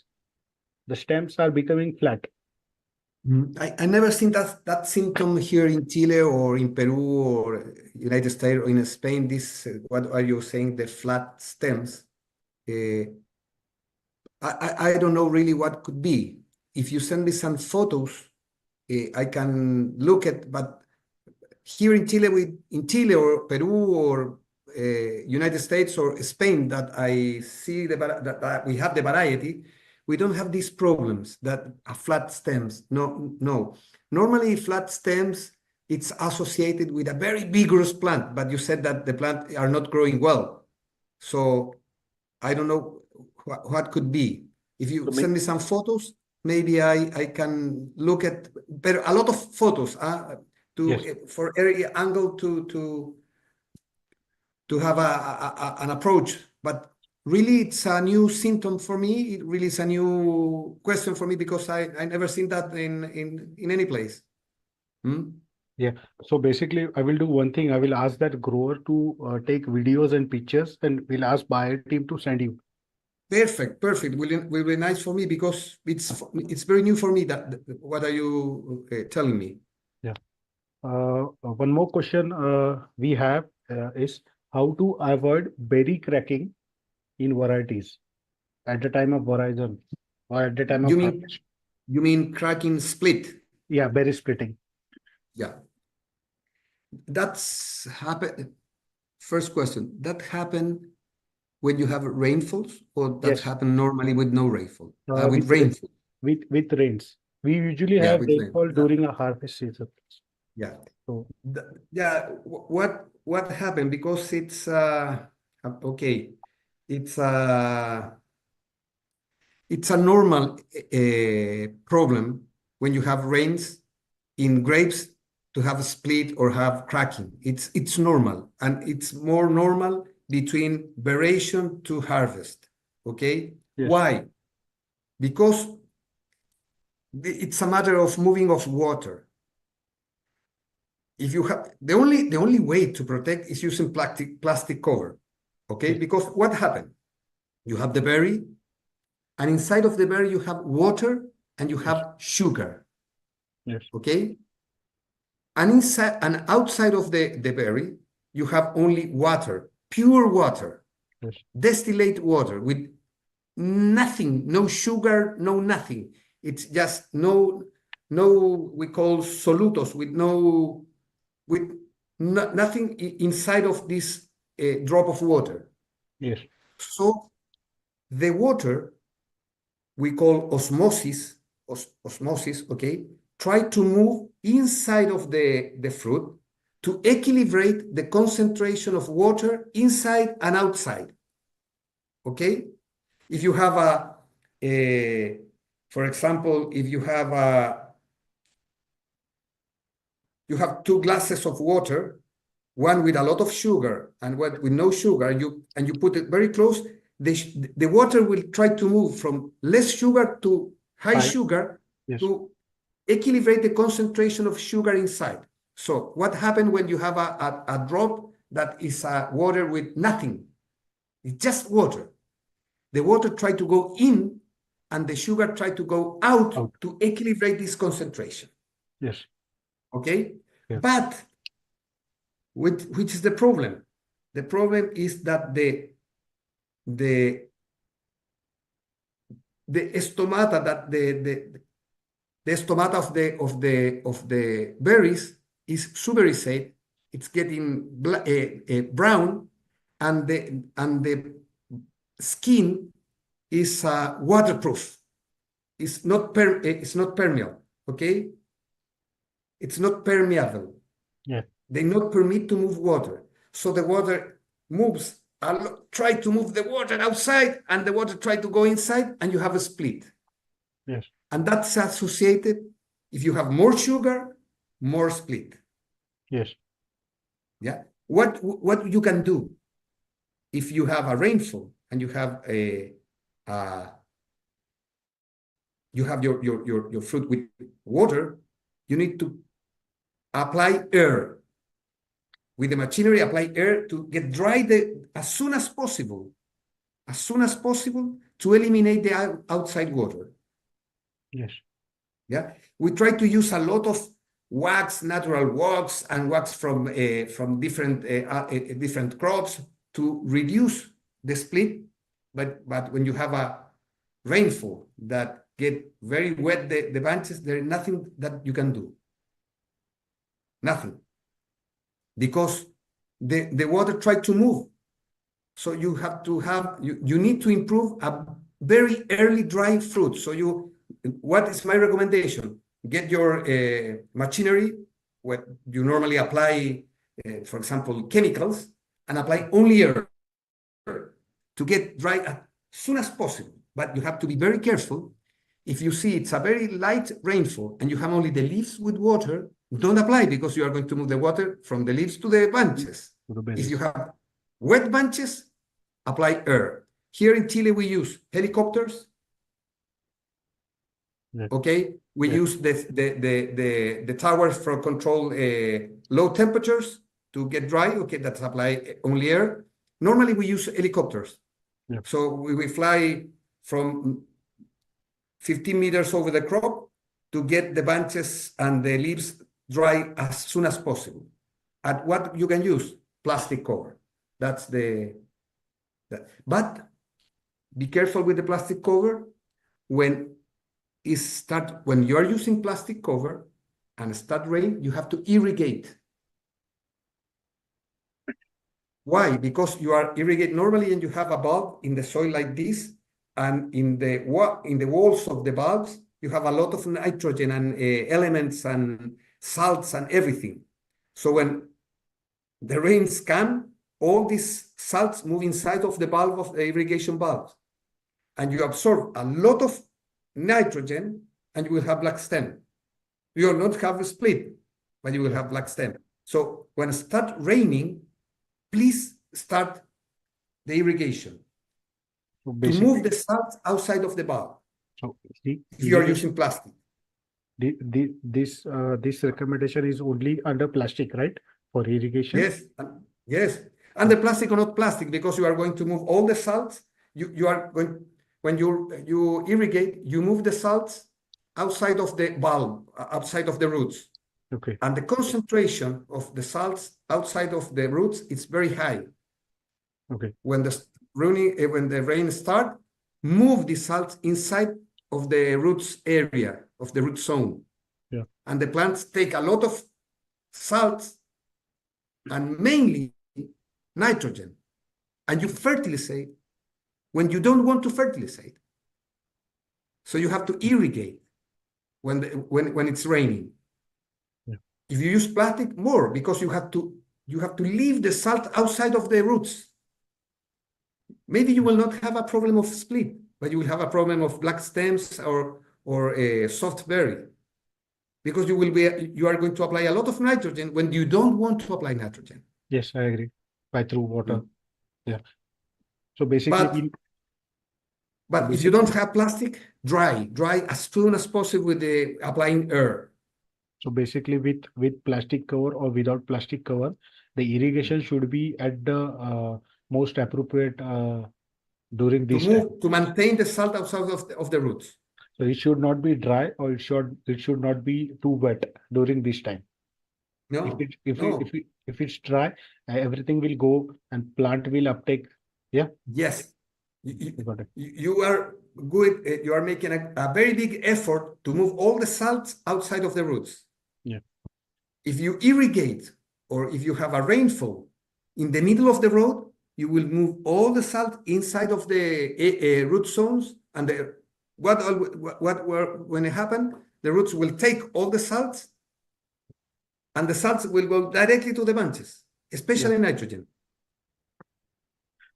So basically इथं एक question आला होता का berry cracking कशी होती आणि ते avoid करण्यासाठी आपण काय करू शकताय. तर युजली घडाच्या मन्यामध्ये पाणी आणि शुगर असते, आणि जेव्हा पाऊस होतो तेव्हा मन्यावरती जे पाणी असतं ते पाणी एकदम प्युअर पाणी असतं किंवा डिस्टिल फॉर्मचं पाणी असतं. त्या पाण्यामध्ये शुगर किंवा काहीच नसतं, काहीच न्यूट्रिएंट नसतं. आणि जे आपलं जे ऑस्मोटिक प्रेशरमुळं जे एक क्रिया घडती का शुगर, मनातली जी शुगर आहे ती बाहेरच्या पाण्याकडे येण्याचा प्रयत्न करते आणि तिथं कुठेतरी बॅलन्स साध्य करायला बघती. पण जी आपले मनाची जी स्किन असते ही परमेबल मेम्ब्रेन नसते, जेणेकरून देवाणघेवाण नसते. आणि अशा ठिकाणी काय होतं का स्टोमाटा जो असतो आपला तो पण युजली क्लोज असतो. तर जी आतल्या शुगरला बाहेर येण्यासाठी थांबवती, आणि अशा या प्रोसेसमध्ये तुमचं मनाची क्रॅकिंग इथं वाढती. तर त्याला आपण विचारलं का अशा वेळेस आपण काय उपाययोजना करू शकताय जेणेकरून आपण बेरी क्रॅकिंग ही आपण अवॉइड करू शकताय. तर सगळ्यात पहिलं त्यांनी जो उपाय आपल्याला सांगितला आहे का प्लॅस्टिक कव्हर वापरा. पण प्लॅस्टिक कव्हर मध्ये पण त्यांनी काही आपल्याला एक सांगितलंय का जेवढं चांगलं आहे तेवढं थोडं ते वाईट पण होऊ शकतंय. कारण की युजली प्लॅस्टिक कव्हर मध्ये तुमचा जो इरिगेशन बल्ब असेल तो पाण्याने भरलेला असेल, पण जो गल्लीमध्ये जिथं प्लॅस्टिक कव्हर दोन्ही एकमेकाला भेटतं तिथे युजली तिथली सॉइल ड्राय असणार. आणि जेव्हा पाऊस पडल तर हे पाणी ती जी सॉइल आहे ती जी ड्राय असेल त्याच्यामध्ये नायट्रोजन, सॉल्ट्स हे भरपूर काही गोष्टी असतील. तर जेव्हा तिथं पावसाचं पाणी पडेल तर ते सगळं झाड अपटेक करेल आणि तिथं तुमचं बेरी क्रॅकिंगचा इश्यू अजून वाढू शकतंय प्लॅस्टिक कव्हरमध्ये. तर तिथं तुम्हाला जसं पाऊस पडेल तिथं तुम्हाला इरिगेशन द्यायला लागेल. तर ही सेम गोष्ट तुमची विदाऊट प्लॅस्टिकमध्ये पण लागू होती. का जर का तुमचा बल्ब त्या टाइमला जर ड्राय असेल, तुमच्या सॉइलमध्ये मॉइश्चर नसेल ॲडिक्वेट, तर अशा ठिकाणी पाऊस जर पडला तर वॉटरचा इमिजिएट अपटेक होईल आणि न्यूट्रिएंटचा. आणि अशा ठिकाणी तुम्हाला नायट्रोजन द्यायचं नाही तरी इनडायरेक्टली त्या पाण्यातून नायट्रोजन जाईल आणि तिथं बेरी क्रॅकिंगचे इश्यू तुमचे वाढतील. तर युजली हे लोक काय करतात जेव्हा यांच्याकडे पाऊस होतो तर हे पाऊस बंद झाल्या मशीन्स टाकता आणि मन्यावरचं पाणी हवेच्या स्वरूपात पाणी झटकून टाकता. ते युजली त्यांच्याकडे प्लॉट्स मोठे तर ते हेलिकॉप्टर वापरता. तर आपण आपलं जे मशीन आहे ते मशीन फक्त वाऱ्या फिरून आपण मन्यावरचं पाणी आपण हे एलिमिनेट करून तिथं बेरी क्रॅकिंग हे कमी करू शकताय. पण याच्यात त्यांनी अजून एक सांगितलं का सपोज छोटासाच पाऊस झालेला आहे आणि तुम्ही मशीन फिरवणार आहे तर तसं करू नका, कारण की पानांवरचं पाणी हे तुम्ही मण्यावरती आणून ठेवाल आणि परत ते बॅलन्सच्या क्रियेमध्ये तिथं क्रॅकिंगचा इश्यू थोडासा वाढू शकतोय. Okay. Dragomir, we have one more question regarding Yeah. regarding rootstocks. So which rootstocks should we select for Ivory, Timson, Allison, and especially for Timco in carbonated and sodic soils? Which rootstock should we select? Okay. When you choose rootstock, okay, let's start at the beginning. Yeah. There's two main production areas of rootstock. One is United States, and the other one is Europe, maybe France or Italy. Okay. Yeah. So we talk normally we normally talk about European rootstocks and American rootstocks. European rootstocks, the main concern of European rootstocks is carbonates and phylloxera. Yeah. Okay? These rootstocks must be resistant to carbonates and phylloxera. Which ones are? Paulsen, Richter 110, Yeah. Richter 99, Yeah. SO4, 42A, okay? Which are the concern of European people? High carbonates and phylloxera. Yeah.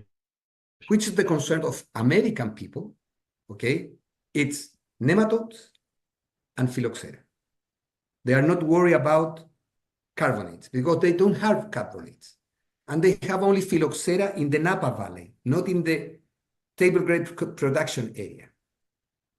Okay, Napa is inside, the outside, more close to the sea, it's the table grape production. So when you choose a rootstock, you have to think in a calicata, in a hole in the soil, depending of the characteristic of the soil, and if you have or not phylloxera, which rootstock will work better in this particular soil.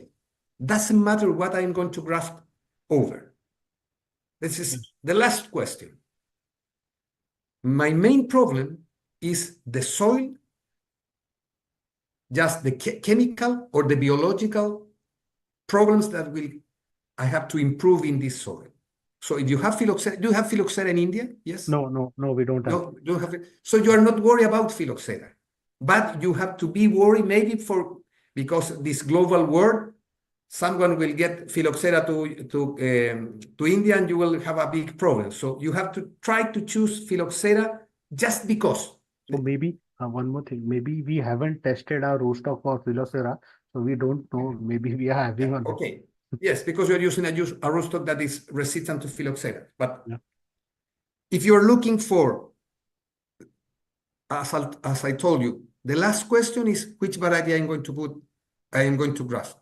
My first problem and my big concern is the soil. If you have carbonates, the best rootstock, European rootstocks are Paulsen 1103, Richter 110, Richter 99. Okay? If you are thinking, because you don't have only problems of carbonates, you only have problems, okay. How works Paulsen and Richter against two nematodes? Not very good. They are not the best rootstock for nematodes. So if my problem is only carbonates, this rootstock will be okay. But if I have also nematodes, I need to go to the American rootstock. Okay? Which rootstock are good for carbonates? Schwartzman, more or less. The best one is Ramsey, or Salt Creek is the same name for the same rootstock, have two names, Ramsey or Salt Creek. This is the best rootstock for carbonates and for nematodes. And a new line, it's called GRN. There are 4 rootstock. GRN 1, 2, 3, and 4. Everyone are very good, but I don't recommend, sorry, there are 5. I don't recommend number 4 because it's a weak rootstock. Okay, it's not vigorous. So if you have problems of carbonates, Paulsen and Richter will be okay, but also have problems for nematodes, Ramsay. Okay, if I have to choose between 3 of these one, Paulsen improve a little more color than Ramsay and than Richter 110.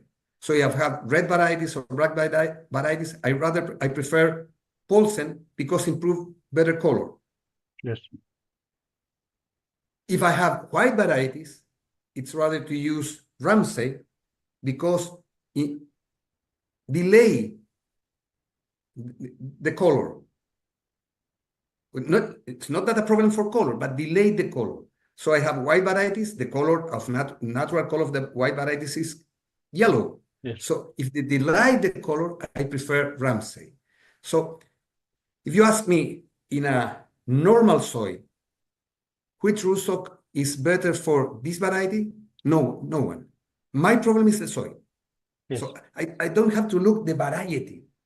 Yes. I have to look which is my main problem. Okay, but let me give you a tip. Harmony, it's a brother of Freedom, because they are the same parents. Okay, it's Pitis Champini crossed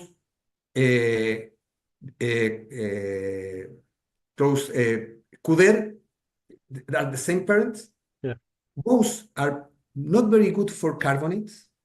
They resist no more than 11% of carbonates. Ramsay resists 30% of carbonates, and Paulsen 20% of carbonates. So they are not good for carbonates. They are very good for nematodes.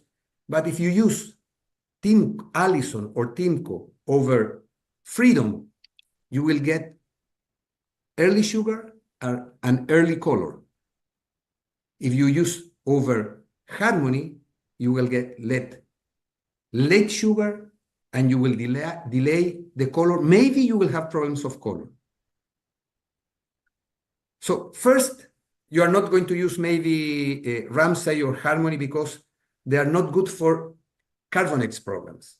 Yeah. You have to Ramsay, Schwartzman, Paulsen, or Richter. Okay, that's the best, or the new line that GRN, this new line from the Californian University. But first, which is my main problem in the soil, and then we decide what to use over there. One more. I mean, like you mentioned, the rootstock which are resistant to carbonates and Phylloxera nematode. Which rootstocks are good for the sodic soil? The soils which have high EC, high EC salts. The soil with lot of salts. With sodium. Yeah, with sodium. High sodium. levels of sodium. Okay. Which rootstock would be good for them? For sure, Ramsay. Okay. So basically, the variety does not define your rootstock. The soil defines your rootstock. Of the soil. Yeah. It's like the wheels. You have a car. I'm going to go to the beach. Which car I have to buy? No, it's a matter of wheels. Narrow, flat, big. That's what I mean? Yeah, I agree. I totally agree with you. So basically, आपल्या इथं एक question आला होता का rootstock selection टिम्सन, ivory, ॲलिसन आणि टिमकोसाठी कोणता करायला पाहिजे, स्पेशली कार्बोनेटेड ज्या सॉइल्समध्ये जास्त बायकार्बोनेट्स आहे किंवा सोडिक सॉइल्स आहे. तर आपण त्यांना राघवी सरांना क्वेश्चन विचारला होता. तर रूस्टॉक्स हे जगातल्या USA मध्ये आणि युरोपमध्ये हे रूस्टॉक बनल्या गेलेले. युरोपवाले रूस्टॉक्स हे कार्बोनेट आणि फिलोसोरा ला रेजिस्टन्स आहे, आणि USA वाले निमॅटोड्सला फिलोसोरा. तर त्याच्यात त्यांनी भरपूर असे नावं घेतले. पोल्सन आहे युरोपमध्ये, पोल्सन 1103 आहे, 110R आहे, 99 रिक्टर आहे, SO4 आहे, 92 आहे. सो बेसिकली एवढं सगळं सांगण्यापेक्षा मी म्हणजे त्यांनी जे सांगितलं ते मी तुम्हाला एकदम शॉर्ट आणि स्वीट वे मध्ये सांगतो का रूस्टॉक सिलेक्शन तुम्ही कोणती व्हरायटी ग्राफ्ट करणार आहे याच्यावरती नाहीये, तुमच्या सॉइल वरती आहे. हे तुम्हाला जाणून घेण्यासाठी सगळ्यात आधी तुम्हाला सॉइल अनालिसिस करायला लागेल आणि तुमचे काय प्रॉब्लेम्स आहे ह्या हिशोबाने तुम्हाला कोणता रूस्टॉक सूट होतो ह्या डिसिजन तुम्हाला घ्यायला लागतील. जिथं ज्या सॉइलमध्ये कार्बोनेट्स आहे तिथं तुम्ही पोल्सन वापरू शकता, ज्या सॉइलमध्ये निमॅटोड्स आहे तिथं तुम्ही रामसे वापरू शकताय. त्यांनी सांगितलं का पोल्सन कलर कलर प्रमोशन थोडासा जास्त करतो, रामसे थोडासा कलर डिले करतो. तर प्रत्येक रूस्टॉकचं त्याचं स्वतःचं एक कॅरेक्टर आहे. ते रूस्टॉक सिलेक्शनसाठी तुम्हाला व्हरायटी न बघता तुम्हाला तुमची सॉइल बघायला लागेल आणि त्या हिशोबाने तुम्हाला रूस्टॉक सिलेक्ट करायला लागेल. Okay, Dragomir, that was the last question for the evening. Thank you for giving me the opportunity to translate you. It is my Thank you very pleasure. much for you, Yeah, to you. it's my pleasure to translate. Over to the buyer team. Yeah, See you in Chile in January or February. yeah. Obviously, we would like to come to Chile. Please We call me. Yeah, we when we were Chilean, we like the pisco from the Chile very much. So we Very terribly good. we terribly miss the pisco from Chile. So basically, thank Very you. And good. once again, I would like to take this opportunity to thank you from all the Indian table grape industry for providing us such a good knowledge. And we look forward you in India in next year, or maybe we'd like to meet you in person. And that's the thing. So thank you. Yeah. Thank you very much. Yeah.